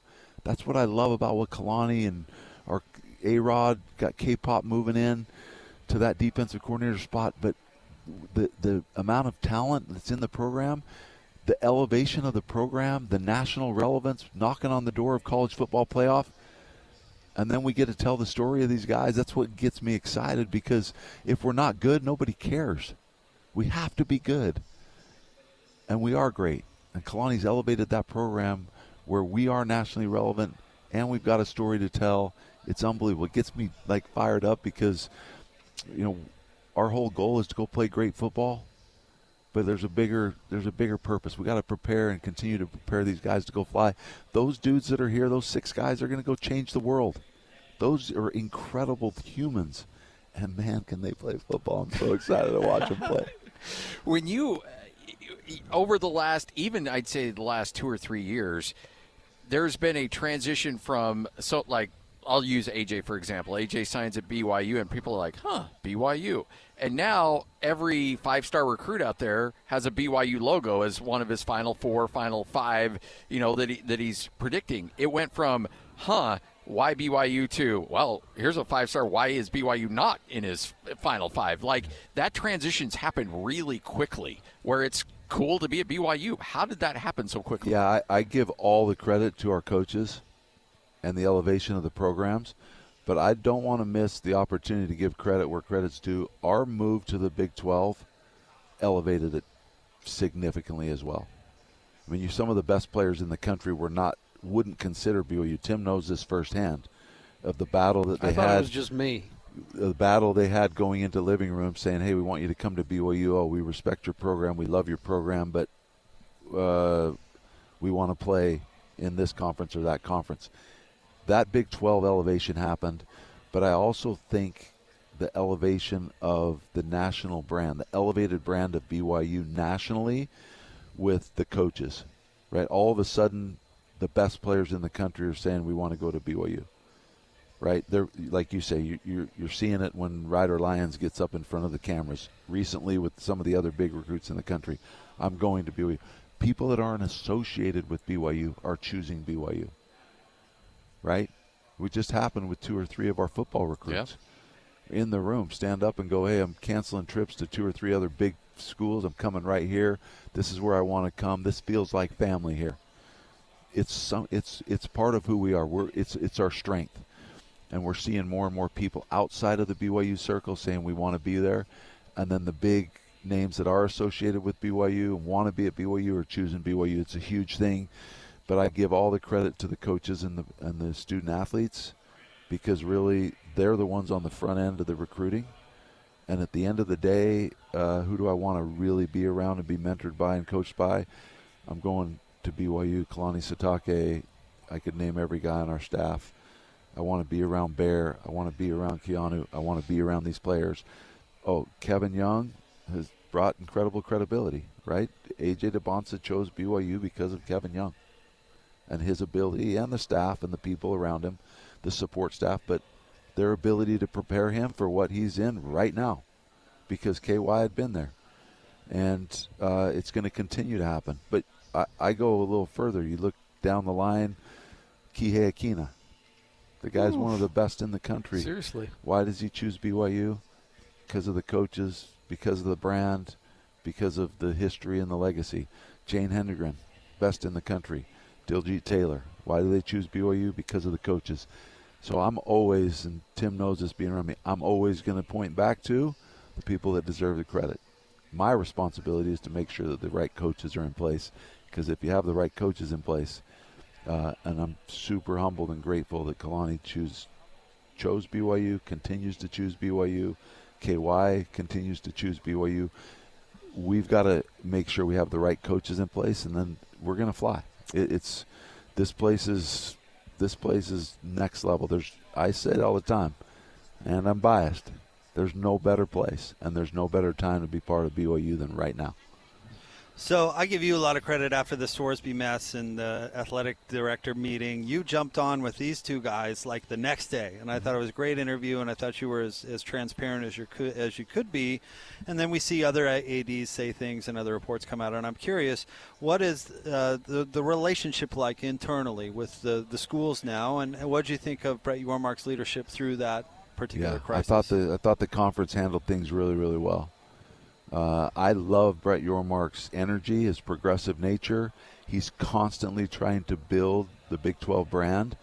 But specific to your question, I love that he talks about united, 16 strong. We got to be together. In the room, there's going to be tension. There are going to be issues that arise where there's tension. But it's always a focus on 16 strong, united front. Got to be together, resolve our issues inside, not outside. Right? I think it's critical. I think the Big 12 has done a masterful job in some tricky situations. I'd say. Handling it internal. We handle our business. We handle our struggles internally. Let's get it resolved. Let's get in the room. Let's make sure that we get things resolved. I'm super impressed with not just the Big 12 leadership, but our board, which are the presidents, the executive committee. You have some of the brightest minds out there leading the charge. They've done a great job of continuing to spread that message of 16 strong, united front. I'm probably the only one, of this group that knows this, but above your door, the initials FAW. Yeah. Find a way. Yeah. And it's something you've been talking about since I met you way back when. How important has that been since you took over this position? To find a way. I mean, is every day a find a way thing? Yeah, Tim, it's a great question. First of all, every time I hear that, I'm a media member, CB. I know. Look at you. Every time I hear that, I think about. First of all, I think about my coach, Gary Colson, who's passed on and is my guy. But he's the one that sent me that sign, and he always used to tell me when I was playing for him. He said, "B, what I love about you is you just always find a way. Like you never let up. You always find a way." And he sent me that wooden sign above my door. It just says FAW. And I just am someone that believes in life there's always a way. We can always find a way. It usually means that you got to have great relationships. You got to tie into other people. But in this role, Tim, yeah, just about it comes into play all the time, where challenges come, and what's the resolve? Right? Are we going to let it knock us down and put us underwater, or are we going to stand up and say, no, there's a way. We can find a way, and a great way that'll even make us stronger. And we said it going into COVID, we're going to come out of this stronger, and we did. Right? When a lot of things were going the opposite direction, every day we woke up, let's find a way we're going to come out of this stronger, and BYU came out of COVID stronger. Now in this current landscape with all the turbulence, our motive every day is to come out of it stronger. We're going to find a way. We're going to find a way to continue to elevate, keep this positive momentum going. You guys can feel it. There's a wave of positive momentum in Provo that we feel a huge responsibility to keep that momentum rolling. I want to get a history lesson a little bit from you, because we were at a station function, and at that point we were owned by the Millers, and a good friend of ours, Don Sterling, with the Jazz. It was when you made the first pitch to the Big 12 that they decided to stay put for then. And I remember talking to him, and he said, Brian Santiago knocked that pitch out of the park. And he goes, I don't know if it's going to lead to anything tomorrow, but it's going to lead to something down the line. How much do you feel like the work that you put in early, you and your team, put in early, led to the success of being eventually into this conference? Yeah, I think it's a super insightful question. Number one, I love Don Sterling, and he was super helpful in that process. We gathered probably 7 or 8 leaders around the state that had interest in BYU in a room, and we brainstormed, how are we going to elevate BYU's brand and our preparation to get into a power conference in a unique way that'll capture their attention. So there was a room full of really powerful minds.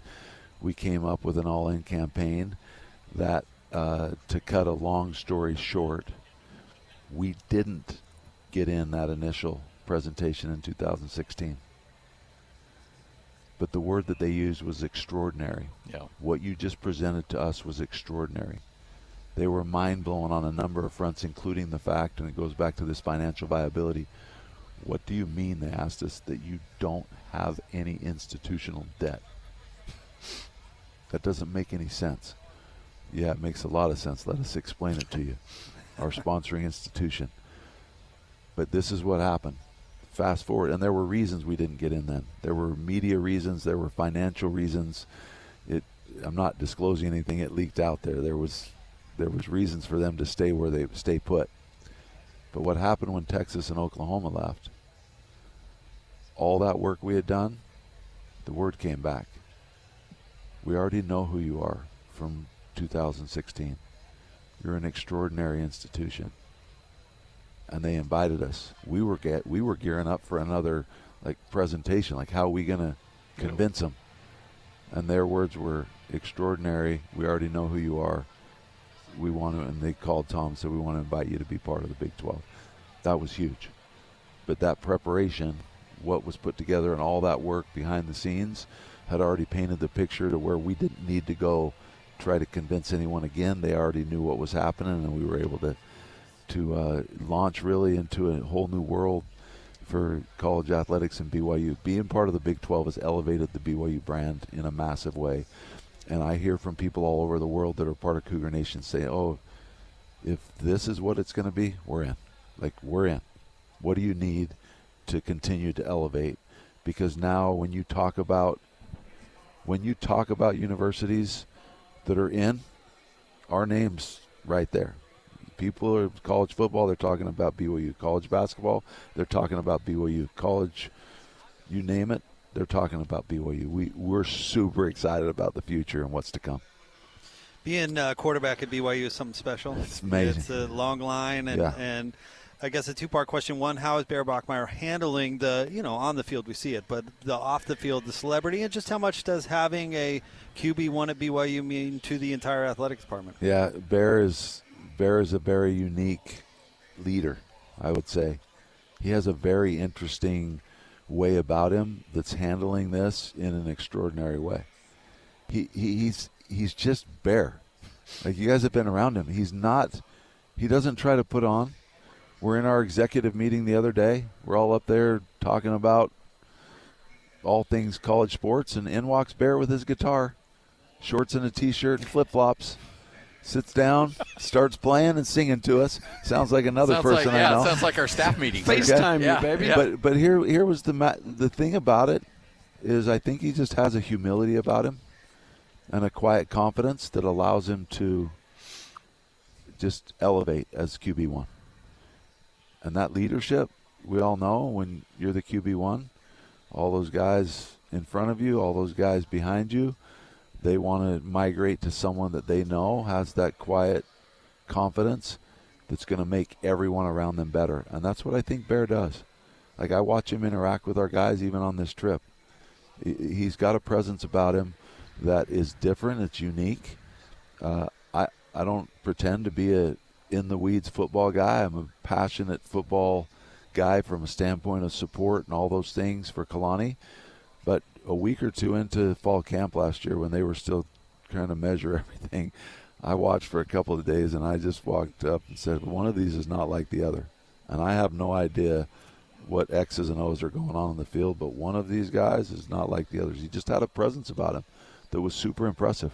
And that to me is like, that stuff doesn't happen. We're talking about, teams that are packaging millions of dollars to go get a quarterback at schools like BYU. Right. And then this guy does what he does last year. It's fascinating. Bear on the loose. Yep. When you look across where college athletics is right now, and there's a lot of people, and I love the fact that you brought up COVID too, because COVID broke a lot of people. Yep. But it broke a lot more people than it made, because there were a lot of people that were shutting their doors and just saying, okay, we can't do anything. And I loved when you guys said, no, we can play. And the SEC said, no, we can play. And it just kind of stopped everybody for a moment and been like, hey, these guys are going to try this. Maybe we should be pretty quick. And then the NIL thing, which I agree, there needs to be guardrails. There needs to be a system. But there's also okay, what can we do to take this to our advantage? Yeah. Where does that mindset come from, where BYU has turned into you know what, let's not let a crisis go to waste. Let's take advantage of opportunities that are available to us. Yeah, I like it's opportunity. And you just used the word, it's opportunity. Like, in those moments, oftentimes in adversity is when we define our excellence. And in those moments, Tom, myself, president at the time, like, everyone was all in to say, what kind of opportunity, what can we do to make this great? How can we come out of this stronger? We can just all take our ball and go to the corner and hide. Or we can say, hey, let's go. Like, let's go find a way. And that's exactly what we ended up doing. And at the time when we were independent, we actually had a chance to put all those games together. Is there anybody else that'll play? Everybody said, let's play, and boom. We were able to capitalize on it, put together a schedule. I give credit to Tom. Because he kind of took the lead in putting that schedule together.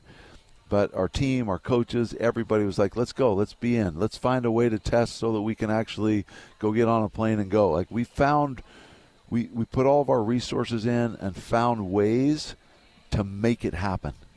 You guys know this about life. It doesn't just happen. You got to go make it happen. And that's what we were able to do but it was a combined effort. You got to go make stuff happen.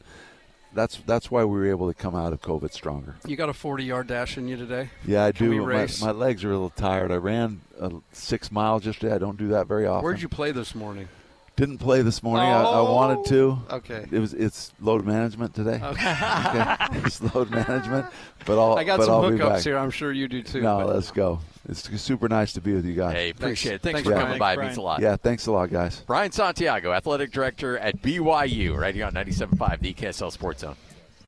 All right, 97.5, the KSL Sports Zone, live here at Big 12 Media Day, as we've got complete coverage, and we've got you, look, from top to bottom. Can't beat what's going on here. And joining us now, the stud from BYU, Isaiah Glasker, kind enough to join us. How are you, sir? Pretty good. How are you guys doing? We're fired up, man. It's good to chat with you. How's the offseason been for you? It's been great. Really just recovering. I had surgery on my shoulder not too long ago, but it's feeling great now. So, Isaiah, you had a breakout season, a breakout game last 2 years ago in this very state, up the road a little bit against SMU. Who's that number 16 kid? Wow. And then you've carried it through the whole season, and last year, we know who you are. Now you're going into your third year of being a big-time player, and we expect big things out of you, and I know we'll get it.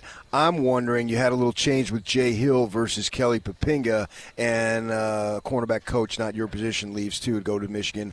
What's the change been like, and what can we expect if anything is different? Well, really, Papinga, he's a linebacker guy. So your guy. Yeah, for sure. Really, just having him and Kalani, it's been great. And I don't know, them allowing us to play free. I feel like Jay Hill was a great coach, and he's going to be super successful in Michigan. But I'm super excited to see what Papinga is going to bring. So. You lose a little bit of help there in that linebacking core. Zach Kelly, there's so many guys, Jack Kelly, sorry, brought so much to the table. How do you fill those roles, not just on the field, but in the locker room as well? Yeah, really, Jack Kelly, I'm going to miss that guy. But we just got this transfer from Cal, Keanu Luave, and he's looking like a stud. So I'm super excited to play with him. And then you got guys like Siale Acera, Ace Kafusi, these other guys that I think can make some noise too. So, by the way, I was talking to Gary Anderson, and he brought up that name specifically. He said, watch out for this guy. He's going to be a problem. Which one? Cuddy. Hey, if Isaiah's saying that, then I'm going to definitely make a note of that, because you're a guy that definitely made a ton of highlight films last year and highlight plays.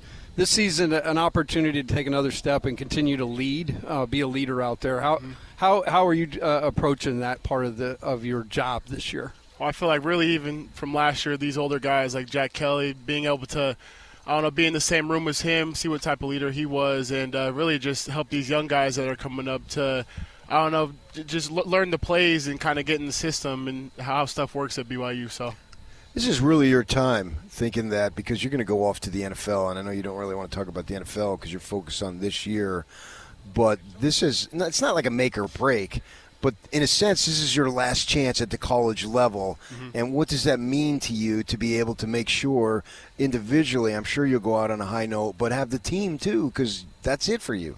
Really, I feel like every year we just get one step closer. Like the year before, 11-2, barely missed the playoffs. This past year, but we 12 wins, barely missed the playoffs. And I feel like this year, if we could just take one more step closer, then I feel like we can get there. So. You kind of, especially with the quarterback situation, you kind of flew under the radar a little bit going into last year. You got a big bullseye on your chest this year. Everybody's looking at you. What's that mentality shift like for this team? I feel like really we don't take that into part. I feel like we're more focused on just what we can do as a team. We're not too worried about what everybody else is doing, as long as we can figure out and do the things that we need to do. I feel like we can make big things happen. So. The offensive side of the ball got a great news in the offseason when LJ decided to come back, and certainly helps Bear a lot. How's the offense looking? Those guys probably getting together and doing some timing drills and things like that, but your thoughts on the offense? I think the offense is going to be great. We got LJ coming back. Bear's going into his second year, so I feel like he's only going to be experienced. And then our receiver room's great. I got my little cousin. I was going to ask you about your cousin, yeah. Yeah, he's looking – during spring ball, he was looking really good. Mm-hmm. So I think we'll be just fine. Well, good luck this upcoming year. It's going to be a lot of fun. Thanks for hanging out with us. Enjoy your time here. Yeah, thank you guys. Appreciate it. Isaiah Glasker right here on 97.5, the KSL Sports Zone. Take another break. Come back as we continue on Big 12 Media Day coverage right here in Frisco, Texas on the Zone.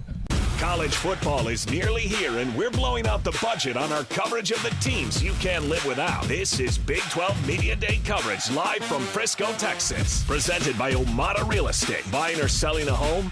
Trust the experts at Omada Real Estate. This is 97.5, the KSL Sports Zone. Wrapping up Big 12 Media Days coverage, day number 1 here in Frisco, Texas. It's brought to you by Omada Real Estate. Jake Scott with you. Man, has it been a lot of fun.